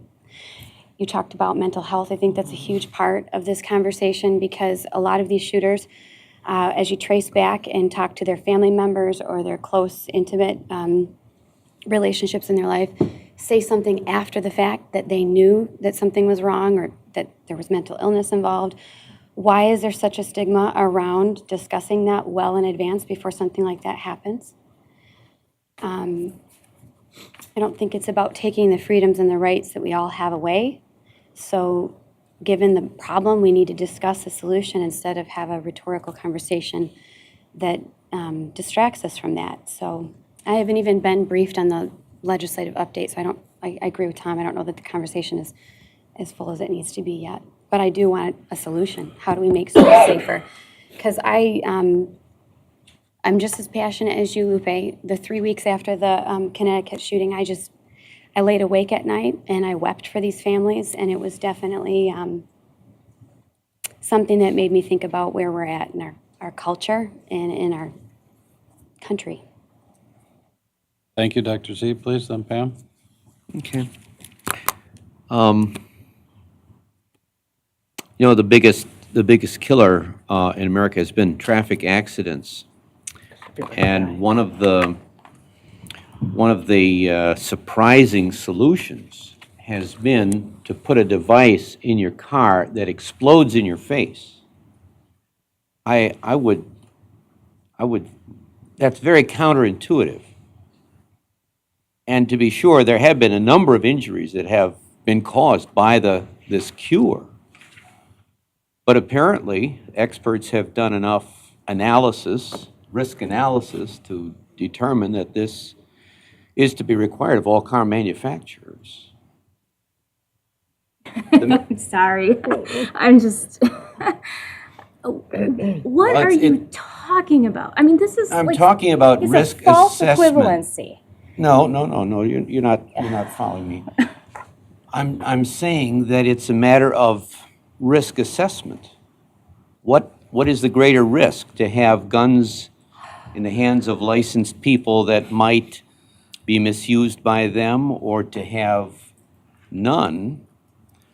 I think, Cassandra, you made extremely strong case that the people we rely on are police. Maybe that's the solution here.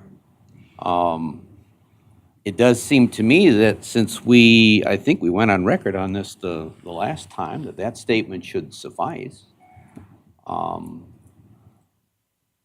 it's a very weighty, I mean, when people's lives are involved, whether from guns or from cars, yeah, we have to do careful risk assessment.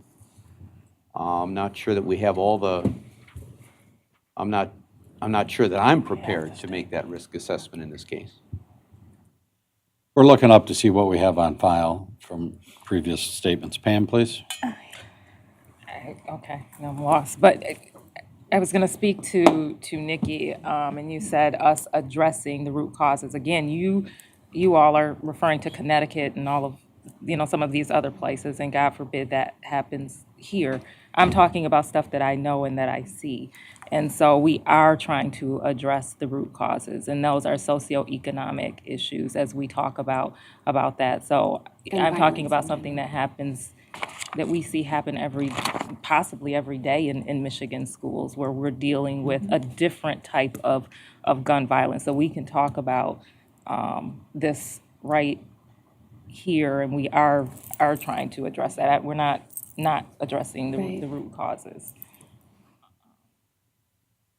Can I Yep, go ahead, Michelle, then Luke. Well, I was just gonna, a comment and a suggestion that maybe we, over lunch, over break, look at the bill, have an opportunity to read it, and then, and also, maybe the bills will change, but maybe we could just make a statement about how we feel about the current bill, as it is in its form now. And I don't know if the majority, but I'm suggesting, and I also want to second what Pam is saying, but in my recollection, I've known of shootings. Usually they happen at the bus stop, near the school, or in the schoolyard, or coming home from school. But it seemed that, at least in my memory, that the inside of the school was safe. It was coming to and going from school that things would erupt. And I do think that making sure that we have properly trained police officers to deal with children who may have special educational needs, or affected by toxins or whatever, then and stereotyping because they're African American or whatever. I mean, I do think we have to make sure that the people who are trained, just because they know how to shoot a gun and lock it up, it needs to be a much deeper training and professionals to be involved in that. That kind of scares me. And what you brought up, Lupe, is, an irate parent comes in and there's no stopping them if they have a gun. And where will that lead? So anyway, my suggestion is that we just take some time right now, see if there's a chance that we could make a statement on it.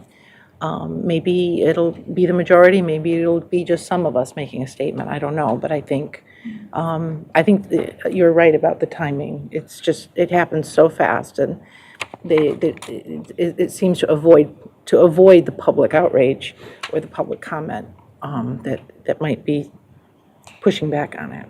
And I'm sorry, can I? Go ahead, Cassandra. I was just going to say, and maybe the compromise is what you just said earlier, Brian, that the fact that one of these bills actually forbids local elected officials from making these decisions.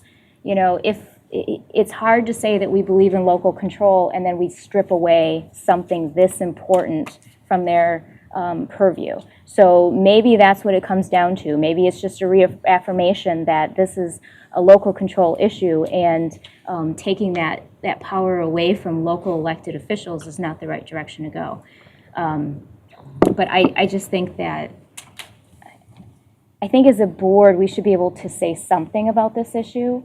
And if we can't get to that point, then, I don't know, it's unfortunate.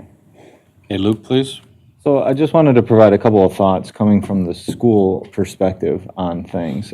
Nikki, you brought up the idea of thinking about identifying the problem first, and then we can think about the solution. And I'm not convinced that we have a problem. At East Kentwood High School, there have been people that have come to me who have heard that there were gangs in Kentwood, and they ask me, you know, do you feel safe at school? How do you deal with that? And the reality is, I've been there for 17 years, and there hasn't been a single day when I've been in that school where I didn't feel safe. And what's happened is that people have heard a story, or they've read a story, and they're generalizing from that one story. And so we hear about these school shootings in Connecticut, and we think that this is a major problem in education. But the reality is, there's thousands of schools that exist on thousands and thousands of school days where nothing like this happens. And we get scared because we hear the one story, the anecdote. And so the second thought I wanted to bring up is about the feeling within the school and the culture within the school and how the students feel. So in Kentwood, we could get metal detectors and we could have police officers that stand in the corners in the hallways. But what impression does that give to my students? That I'm in a place that's not safe? I don't want my students to feel that. I want my students to feel safe. I don't want them to feel like we have to bring in police officers to protect them. And so these are just a couple of thoughts from the school perspective. All right, so we'll, I'm sorry, Nikki, please. I like that discussion. I think it's important for kids to know that they're safe, for sure. I do think that we have a problem, though. I mean, whether it's Connecticut or it's other situations outside of the school environment. So, for example, in Ann Arbor, we recently had someone who poisoned several grocery stores with rat poison. Not guns, not a school, but something where the mother came out and said for years she was trying to get help for him. She went to the hospital, local governments, she went to her school. She everywhere she went and said, I need help with this child. And he was, I believe, schizophrenic, and he poisoned the food. So whether it's this or that, and I get that that's not necessarily an exact problem to schools with guns. I think there is a problem with stigma around mental health. And I think we can all agree that anyone who's willing to use force with a gun and shoot one or as many that's not healthy mental thought process. So we have to acknowledge that as a problem. We're seeing it happen. We're seeing these types of incidents happen regularly. So it's not my school, but it is my town and my grocery store that I go to. And I think it translates to this conversation. And I think that people in Newtown would say it translates, that we have to say, yes, there is a problem. Do we let it translate to all students feeling unsafe? No, I think our approach is very important, but we can't say it's not a problem. I think that safety is an issue right now. So I want to make sure we don't skip over that, but I do appreciate the idea that our approach will make a difference in their overall well-being of feeling safe. I think that's important to consider.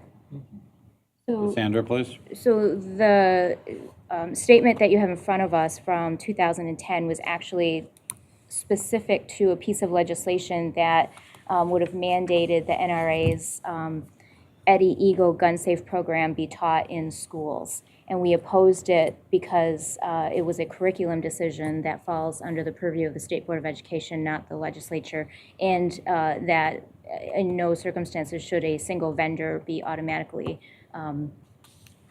prescribed to local districts. So this isn't necessarily related to the conversation.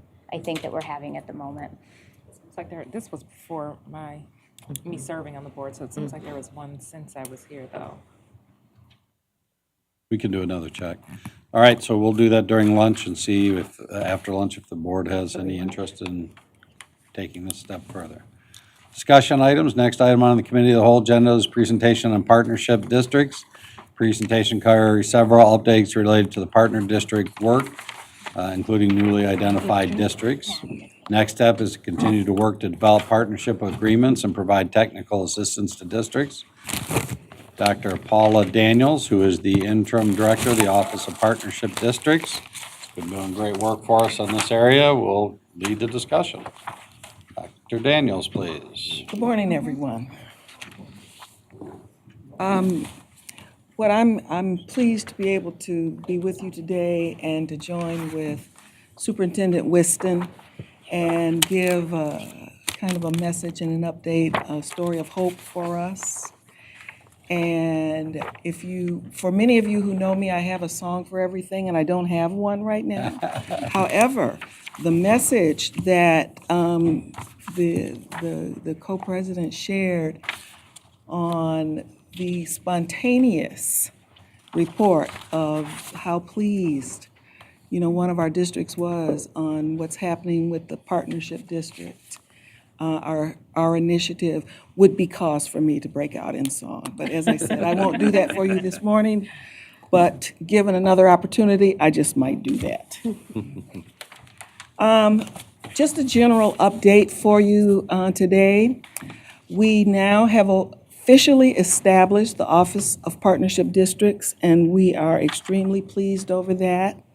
The SRO and employees from the SRO have now transitioned in and we have expanded our team, and they brought with them great expertise and skills that is really enhancing our ability to provide support for our districts. We have also now, the superintendent has announced the hire of the school reform officer, who will also be the Office of Partnership District Director. And we are really excited to have Dr. Martin joining us. We're pleased, and we know that he's just going to be able to really energize us and get us going to ensure that we attain all of those objectives and goals that we're looking to do. We have, as also has been announced, we have 7 new additional districts that have joined us, and they include Battle Creek, Lansing, Wayne Westland, the American International Academy, Henry Ford Academy, the School for Creative Studies, David Ellis Academy, and Mildred Wells Prep Academy. So we're happy that they're going to be coming on to join us, and we're looking forward to working with them as they go forward to try to really meet those goals and objectives that they, want to put in place to ensure that their students achieve all that they can. One of the things that we also have in place are quarterly partnership district networking sessions. And this was really born out of some of our visits in the districts. And they said, we really just wish we could get together and network with each other and have an opportunity to talk to other districts who are partnership districts.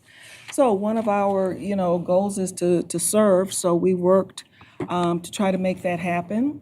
And so born out of that, we have 4 quarterly partnership meetings where they're able to come together. One of the things that we've made very clear, 1, they're not required to come, but 2, these are their meetings. And in the first session that we held, which was in September, we crafted the agenda based upon the things that they'd shared with us. So we talked about resources to help support curriculum. We talked about, one of our offices came and helped them talk about staffing issues and the use of substitutes, but then how to attract and retain. So we had some of those conversations. During that same time, they had an opportunity to talk about strengths that they've been experiencing and successes, and then some of their challenges. And So as we talked to them at the end of the session on planning for the next session, which is coming up on Friday of this week, they said we'd really like more time to talk about successes and challenges. So that's one of the things that we did. But one of the other things that's going to be included in this agenda is additional time for them to really set what they'd like to have included in their next 2 sessions. One of the things that we've shared with them is we don't want to give anybody any more additional work to do. So we know that their plates are already full. But if there's someone amongst their teams who would like to take the lead on setting the agendas and doing the planning, we will be there to provide support. If not, we'll take whatever it is that they want to have included on the agenda, and we'll try to help make it happen. One of the things that we've been doing since we got started, last spring, was at every step we're doubling back around and trying to get feedback from the districts on how are things going, what could we do better to help serve you, what included in the process, what are some of the other things that would provide help for you. So again, the networking session is one of those things that came out of the feedback. An additional thing that we've been providing here at the department are monthly cross-office partnership district support team collaborations. And in those, we have representatives from all of our offices in the department, and we come together and we talk about ways that we can better support, these partnership districts. Sometimes we're able to identify some barriers or some challenges, and we're standing at the ready to be able to dispatch one of the offices to go and see what they can do, to help out. And that's been proving to be, very successful. What we've also done is we've identified a couple of those meetings where we dedicate to Detroit, because we know that just by the nature of the size, the kinds of things that we might need to do to help support them might merit discussion during the whole meeting. So we've kind of set that aside to help make sure that we can help tailor that support in the way that will best support those districts. We've also completed the funding application for the Section 21H funds, and our districts are currently in the process of going through and actually putting together their applications and their requests on how they would like to use the funds. One of the things that Superintendent Whiston has encouraged is that districts take an opportunity to not just do business as usual kinds of things, but really think differently. This is an opportunity to step back and take a breath and look and say, okay, if we could really do something that would really impact what's going on in our district, helping our students, what would that be? Included as we're talking about these funds, there's some criteria in the application process. One, districts have to show that they've got a partner or partners who will be able to provide some matches. The matches may be financial, they may be in kind, they may be in services or resources, but something to make sure that that spirit of the partnership, remains. Another requirement is that the districts need to be able to show that they've exhausted the use of their own funds. So these funds are not coming to help balance a budget. These funds are coming to provide over and above those kinds of things that in the absence of it, they would not be able to do.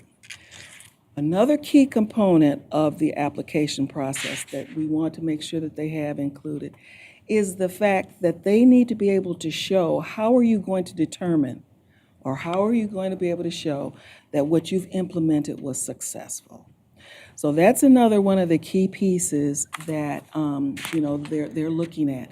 Their liaisons, we're all in the process of going through and helping provide support and input. They bounce ideas off of us, and so what they're trying to do, and they also are coming together with their partners to take a look at what are some of these strategies. So we're kind of excited about some of the things that we're starting to see come. So that's one of those things that's really energizing us. The 9 original districts are listed there, and just in review is Benton Harbor, Bridgeport Spalding, Detroit East Point, Kalamazoo, Muskegon Heights, Pontiac, River Rouge, and Saginaw. These 9 districts are now entering into their 7th month of their agreement. So we've had an opportunity to kind of get things rolling, and what will be coming up soon, at 9 months, Superintendent Wisdom will be meeting with the districts. They'll be convening a meeting with partners and the superintendent and some of the partnership office team members to kind of assess how we're coming, because included in their agreements, they have benchmarks at 18 months that they have to have accomplished. And then at 36 months, they have goals. So this is an opportunity. If you think GPS, you know how you miss a turn that you were supposed to make and it recalculates? This is giving us an opportunity at 9 months to recalculate so that before we get too far down the road, before they get too far into their implementation, they can see, okay, let's step back. We missed something here. We're going slower than we thought. Or, we picked up speed here and it's going well, so maybe we can do some other types of adjustments.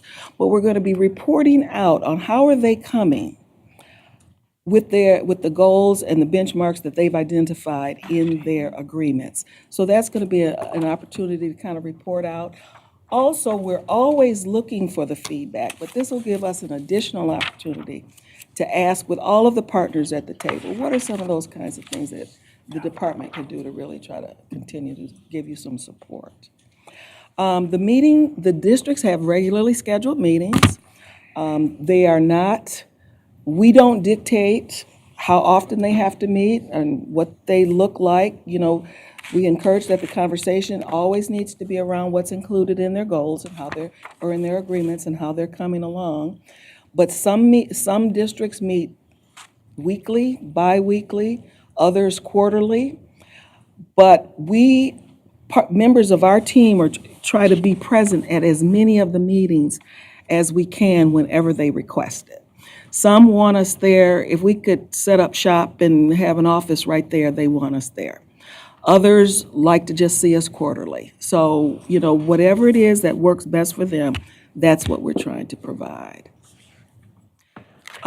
Included in the original 9 districts, 4 of those districts will be adding additional schools. So they're going to be receiving additional support. As we move into the next phase of our partnership, we're looking at being fully developed or, rounded out in February when the new director will be coming on board. What we've been in the process of doing from the beginning, and we're continuing to do, is to set up processes and procedures and standardizing what we're doing to ensure that our protocols are such that they'll be useful. And it also gives us an opportunity, once we get it written down and we're using it, we'll have something to go back to and say, this worked very well.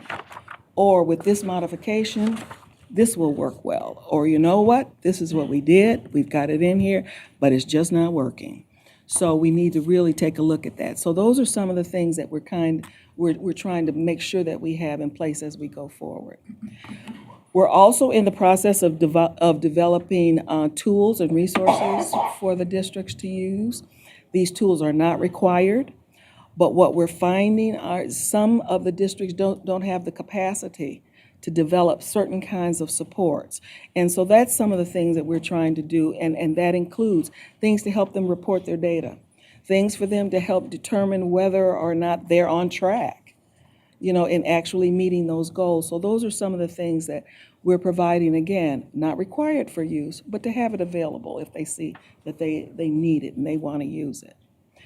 We are also looking to continue to coordinate our efforts within the department so we know what is needed, what kind of supports within the department, we can rush to the aid of any of these districts. And we're also continuing to look to reduce any barriers that might be there. And barriers could be not having the capacity to get reports completed, or streamlining some of the reporting. Barriers could be not really having a partner that you need in a certain situation, or having more partners than you know what to do with.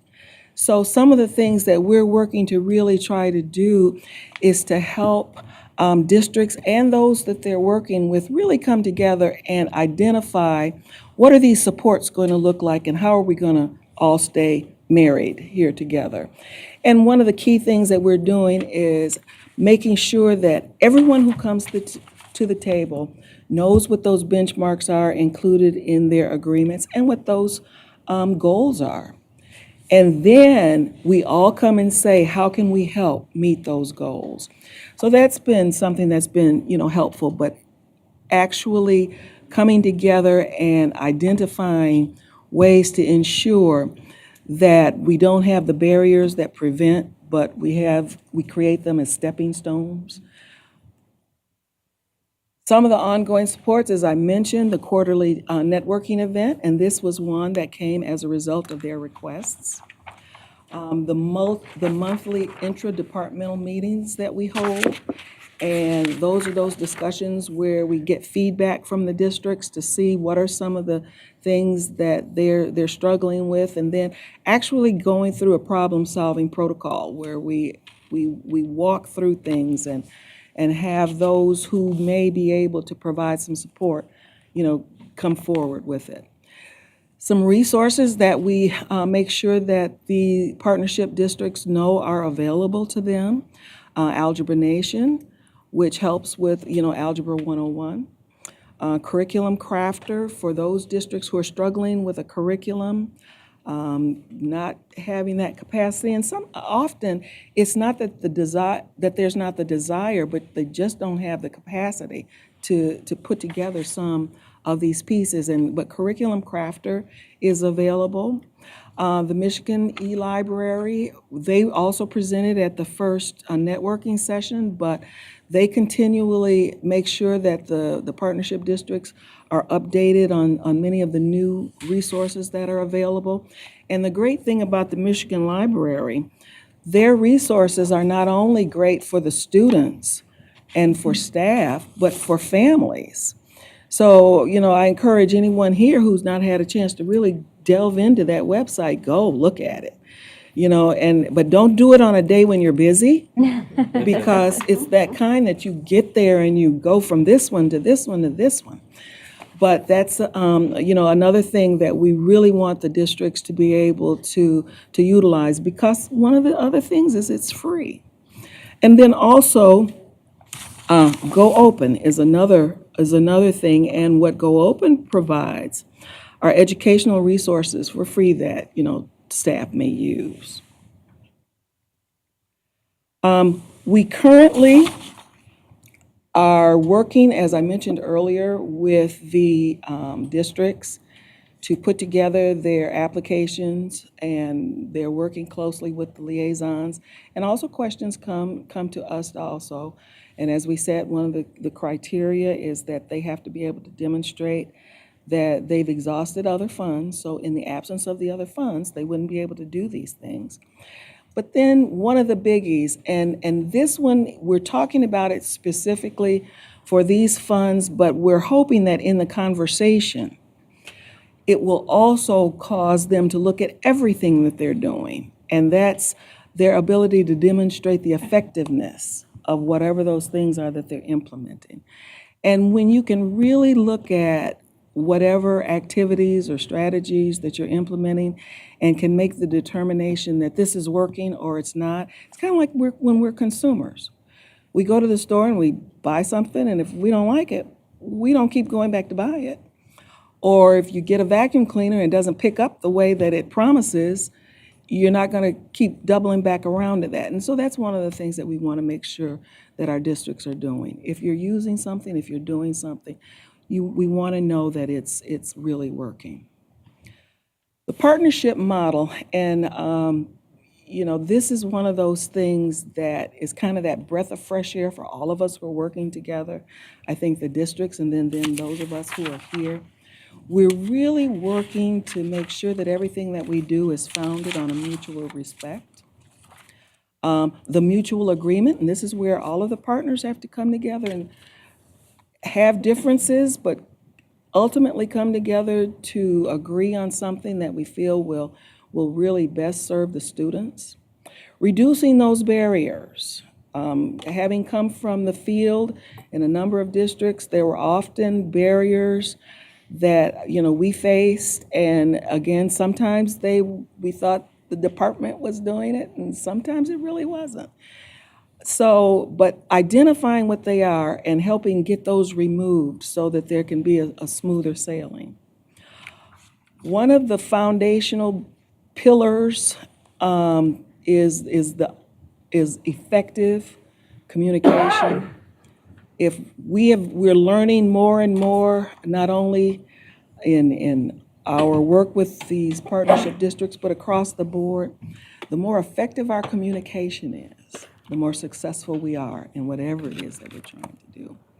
But then we're also looking to ensure that we're providing good sound technical assistance that they want, and technical assistance that they have identified that they need. We're really excited. As I said, this has been like a breath of fresh air for us.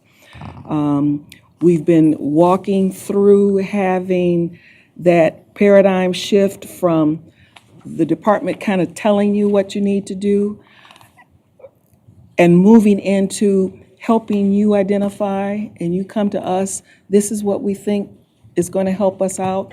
What do you think? And then whatever those things are that they're putting together and they've identified with their communities, with their staff, with their partners, then we're here.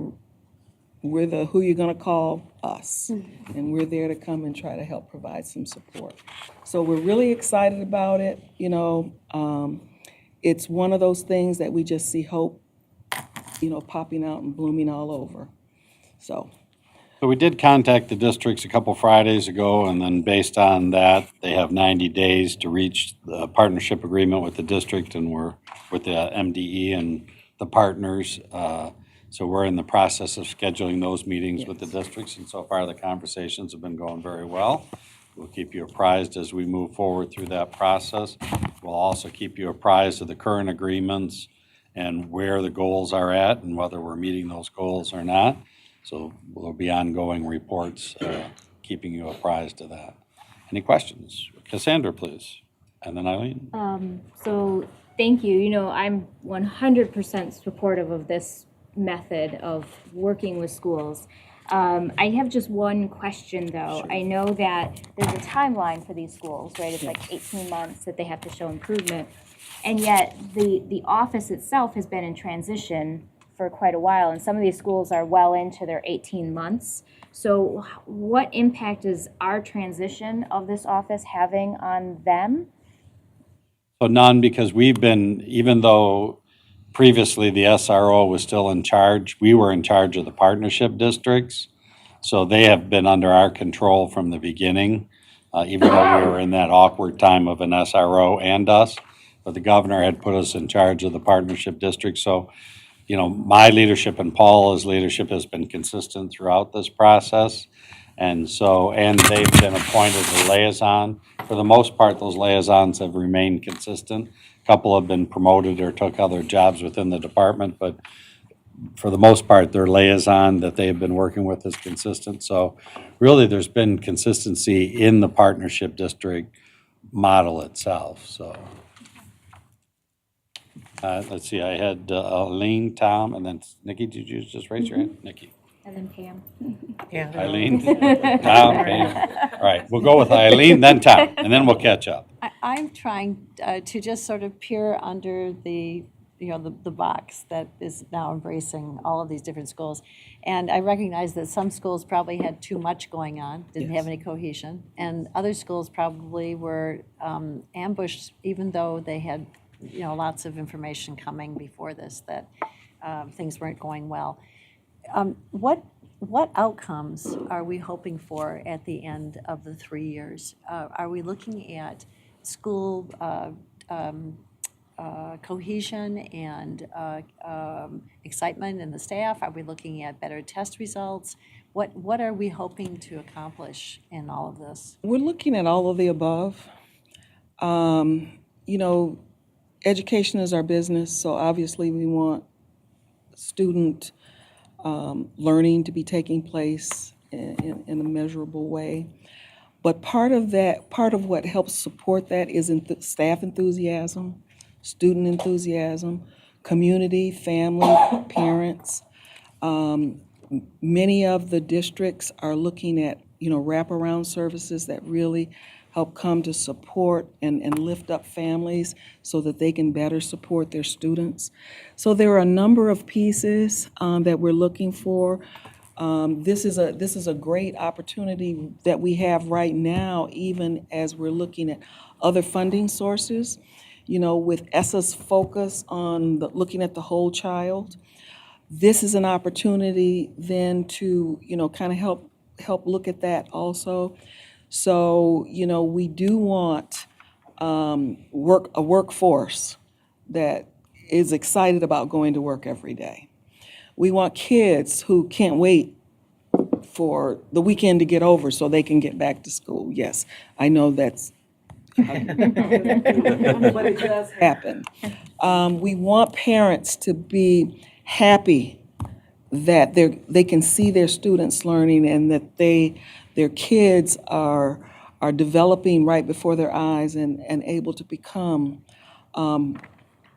whatever it is that they can imagine. I remember as an early on in my career, a trainer said, "You are training students today for jobs that do not exist." But now we've got kids who are able to see those things that we perhaps couldn't see. And we want to make sure that we're able to help districts provide that environment where that will be able to be what takes place. So, Let me ask you something more concrete, because Okay. I recognize, I see your personality, and I can't imagine anybody touching your office without saying, whoa, I want that. What I'm concerned about is not just test scores. I'm concerned about what you just described. But you can't get to that spot without some very heavy lifting, because these schools have a history of not succeeding for kids. And I'm curious as to whether it's going to be curricular changes along with wraparound services, and if it's curricular changes, where the training is coming from, and how deeply embedded, how long it's going to take to make those transitions, because they didn't happen before this. So it's really driven by each different partnership agreement and the needs of the individual school, because it's not the same for each. So some of it may be they're implementing a new math program or a new language arts program, and it spells out who's doing the PD and those kinds of things. And that could be the ISD, it could be the local district, it could be a partner that came to the table. So each agreement is really driven by where the school is at and what their needs are. And so some of it is the whole child, some of it's test scores, some of it is they need a new math program, and here's the PD that they're going to get by this time frame. So it's really driven by the needs of each school. So I can't sit here and tell you there's one process, because we really want to tailor these to each individual schools. But they are, as you described, in the goals in 18 months and 36 months, that they'll accomplish those. That's what I hope to hear. Thank you very much. Tom, then Nikki, please. Thank you, Dr. Daniels. I was the one who really pushed to get this on the agenda today, and I hope that we're going to have it actually monthly, because I think I know there's a few people in the legislature that wants to eliminate the state board, but I think this is one of the things in the dashboard. There's plenty of things that we do that I think are extremely important. I think this is one of the most important, along with the dashboard. And I think that so I really want to make sure we spend the time. We've got 20 minutes here. I'm not going to take it all up. But I was wondering, so when these things are developed, the partnership agreements, is there buy-in? Is there an attempt to understand from parents and teachers and maybe even students what the problems are, and what they would like to see as outcomes? I mean, maybe, and I'm looking at one of the partnership agreements. They're on the website, and there's various goals, and they seem to be get this test score up 3 points or 3%, and I wonder if that if that is a collective decision that everybody says, or there's some type of consensus that yes, that's a good thing, or is there talk about, well, then what's the unintended consequences of us focusing only on this? Does that mean that we're going to eliminate recess for kindergartners who need it? Is that going to mean that we're going to get rid of music that might encourage joy and some passion in students? Are we looking, as Dr. Zhao would say, are we trying to fix kids instead of actually looking at and trying to enhance their strengths and passions maybe? So, I guess I'm wondering what kind of work is done up front, and I know we've got more that are going to be coming on board with partnership agreements. So are we, and I don't know, can some of this stuff be anonymous? I don't know if people feel like I would be targeted if I say something, so do we take anonymous input from parents and teachers? But I really, I guess I would imagine that every situation is different, every school is different, and so, I fear that, when you've got more and more work to do, that there's a tendency to kind of streamline and say, we're going to do it this way. And I know there's a standardization of the process that you mentioned, the standardized partnership district model processes, but, is there I don't think they should be too standardized, and I'm not exactly sure. I'm really interested in to what Eileen was saying, what does it take for them to get out from under the partnership agreement? What are we trying to accomplish, and is there buy-in? I mean, is it the right metrics? Maybe I've just seen a lot of unintended consequences when we say we're going to focus on this, and everybody gets hyper-focused, and then that means we're not focusing on things that maybe we ought to as well. So maybe not, just to make sure we understand it all, like it's all on the table. Well, in starting, the work in developing their agreements, all of the districts were supposed to start with their comprehensive needs assessment. And in doing that, try to start to identify what some of those contributing factors are that, have contributed to where they currently, are. And depending on what the needs assessment, showed, different types of goals and benchmarks were put in. So for some of the benchmarks, they were more process type things for a district, and they were all very different. As Superintendent Whiston said, when you go in and look at it, it is not a one-size-fits-all. Everyone's agreement is set for that district. And the ISDs came to help support their review of some of the data. Our team members were present, and what the goal was to develop not just in that narrow focus particularly, but what is needed, what kind of a base needs to be built, because maybe that was what it was. We had many of the districts who were looking at climate, culture. We had a district not only looked at the climate and culture for the students, but for the staff also. So, everyone kind of was bringing to the table what their best thinking at that time. Now, the 9-month benchmark meeting that we're going to be having coming up, that will be coming up shortly, that's going to be an opportunity to have some of those conversations and take a look at it. This is what we thought when we were trying to put this together earlier, but now we've started down the road, and we think perhaps we need to have a conversation about this, because we know better just in this time that we've been there how things are starting to shake out a little bit.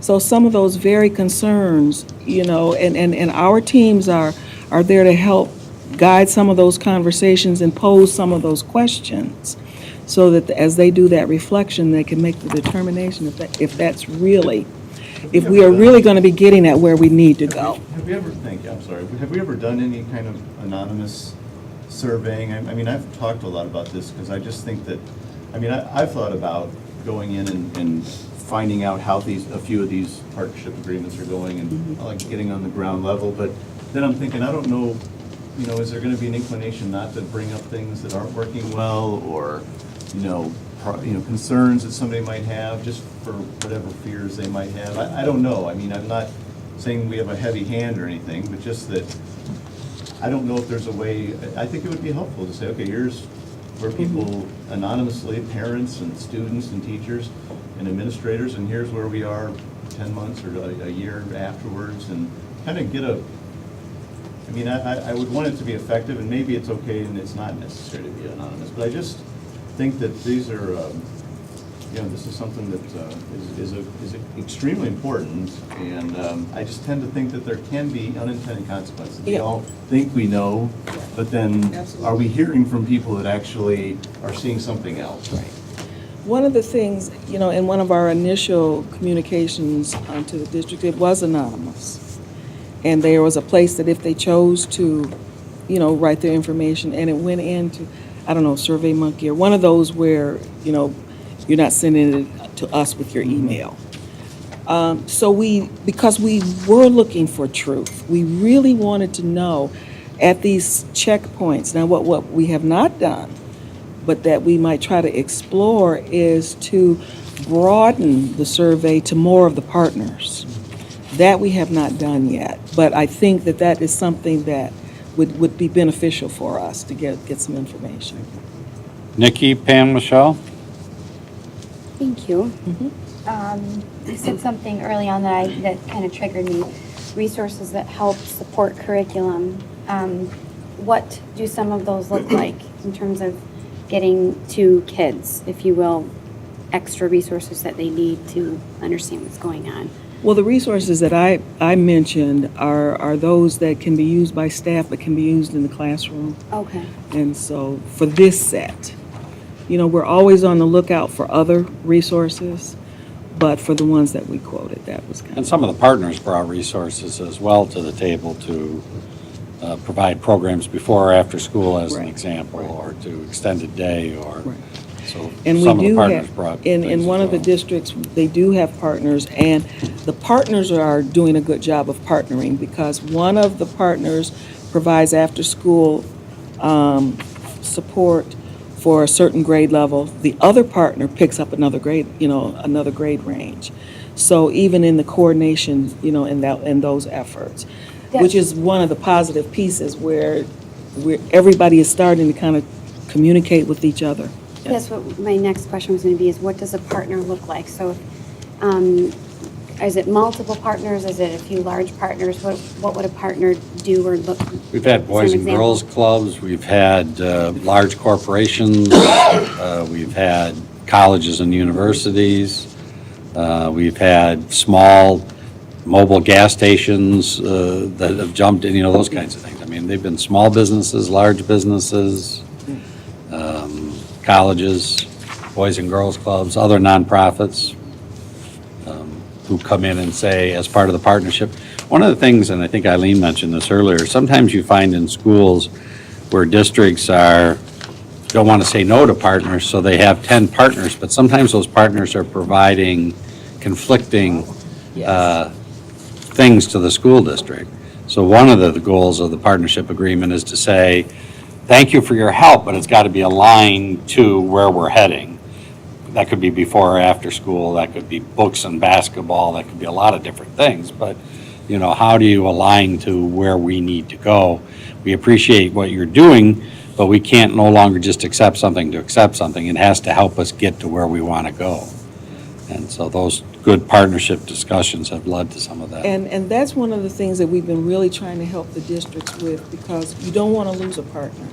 Right. So helping them facilitate those conversations has been one of the things that we've tried to help with. Then my last question is, so how do you ultimately, is there an outline of how you demonstrate effectiveness? Is there data being collected?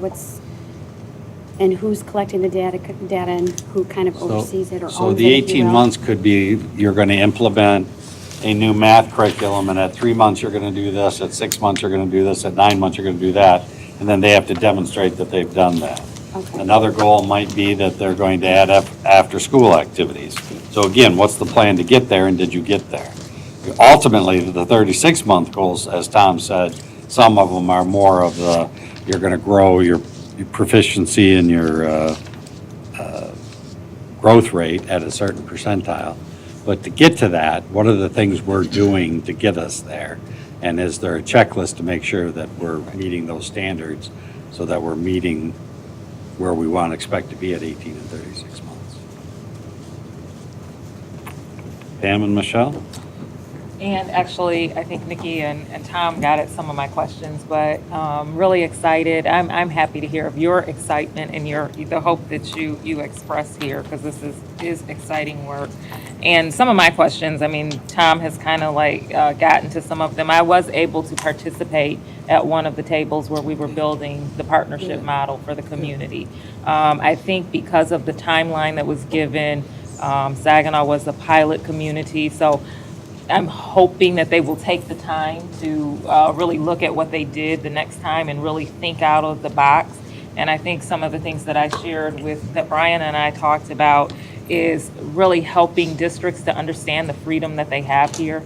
I mean, when you shift from just a regulatory agency to really a partner, and that's the relationship between MDE and the schools, then it takes a little bit of time for them to realize that, oh, we really are free to do some of the things that can really help us. So, and then kind of like, they had a template to go by, but, kind of like giving them a white sheet of paper and really, I'm hoping that they can get some more things in there because I think that there were some constraints that were there, and really helping the districts to understand the freedom that they had. And then my other question is just around the meaningful involvement of partners who happen to be parents and community. Again, because they don't always know how to best articulate the things that they expect from the schools.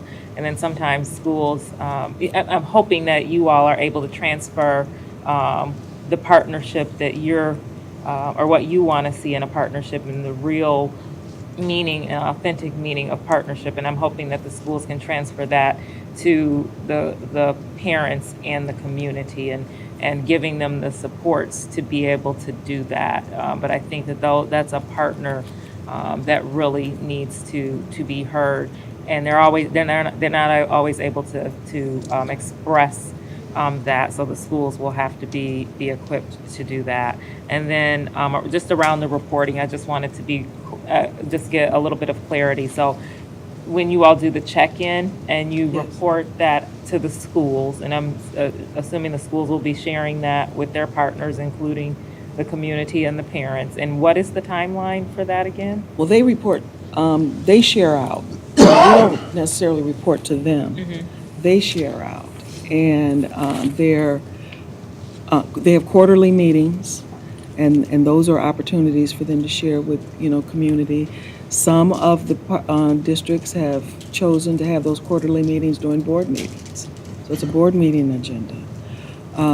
Others are looking at including those as an agenda item for like their PTO or their PTA meetings. So the reporting, they report out to us how they're coming, and then they report out to their, their other partners how they're coming. Okay, and that's good. I appreciate you telling us that again.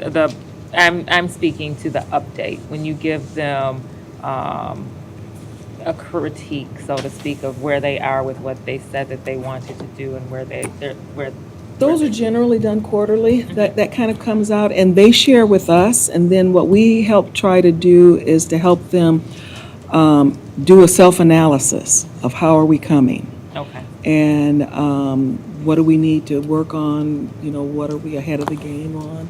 Okay. Some use a color system. One of the districts, if they've got a grid, and if it's in blue, they're ahead.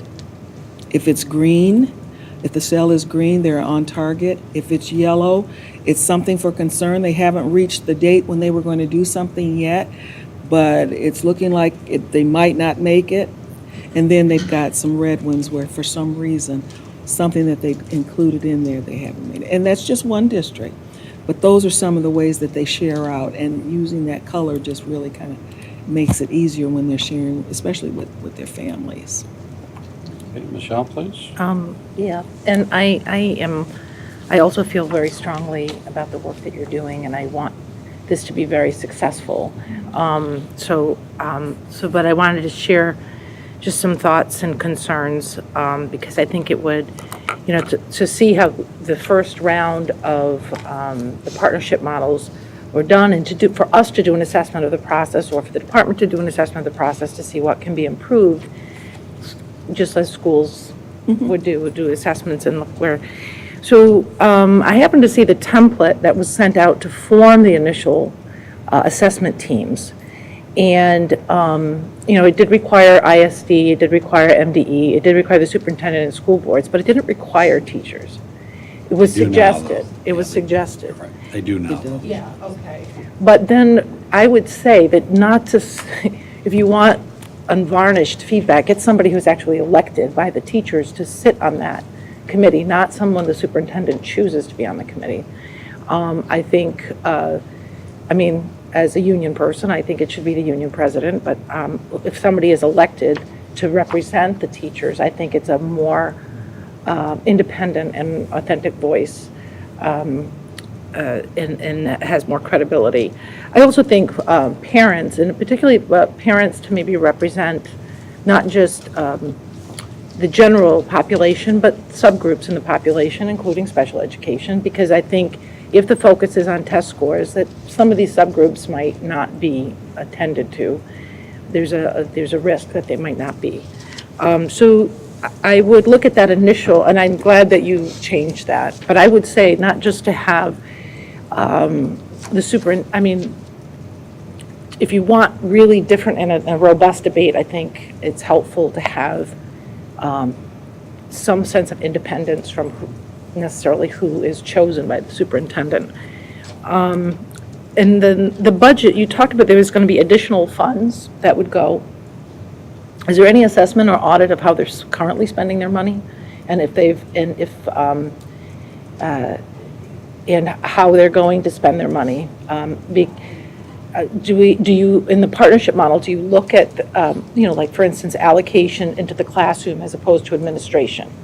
And do you make recommendations that more money needs to go into the classroom or smaller class sizes? Because we all know that, especially in urban settings and the earlier grades, and actually all grades, but in particular the earlier grades, that can really make a difference in education. So are those recommendations made, or is it left up to the superintendent to make those determinations? I don't know that it's necessarily left up to the superintendent. It is left up to district teams. As a part of our input, we might do have some courageous questions going on with those conversations. So a team can overrule a superintendent's decision? Well, the superintendent leads that team. Right. So what we work to do is to help facilitate, to make sure that they work as a team. Okay. But we did have disagreements between union leadership and superintendents, and we worked towards an agreement. We did have disagreements in some of these meetings between various parties, and that's part of the healthy conversation of moving towards, one signed agreement. Because we do require the union presidents to sign on now, so. Okay, good. And then just, so I just wanted to be clear, the people, a school has gotten on this list because of the test scores. I assume that the bottom 5% over so long period of time, correct? But now we are not doing the top to bottom list anymore? Well, last report, what we did is we took the 2017 SRO list of roughly 186 schools. Some were released or closed. And then we looked at updating the test data. We didn't create a new bottom 5 list, Because as you said, starting January 1, under ESSA, we're using the 0 to 100 index. So it wouldn't make sense for us to create a new list in November just to, Yeah. So the 0 to Ban. 100 index, it doesn't rank them, or does it? well, as you know, we said the 34% growth, 29% proficiency, 10% graduation rate, Okay, 10% okay, so ELL. that's, if they make that, then they're, And we'll set a base score of, I don't know that we've done it yet, but let's say 10 and below, those would be the districts that we would engage in. that's great. Because of the 5%, you're always going to have a 5%. Yeah, this you could have 1%, Yeah, yeah, so that and they says, could grow over it, so. okay. Whereas in a bottom 5, you always have to have a bottom 5 regardless. That's not what the new system will look like. And thank you for all of your work. Thank you. All right, so we're going to adjourn to lunch till 1 o'clock. We'll come back at 1 o'clock for public participation, a few other pieces of businesses, and then we'll be breaking up into small groups, and everybody will be invited to join some of the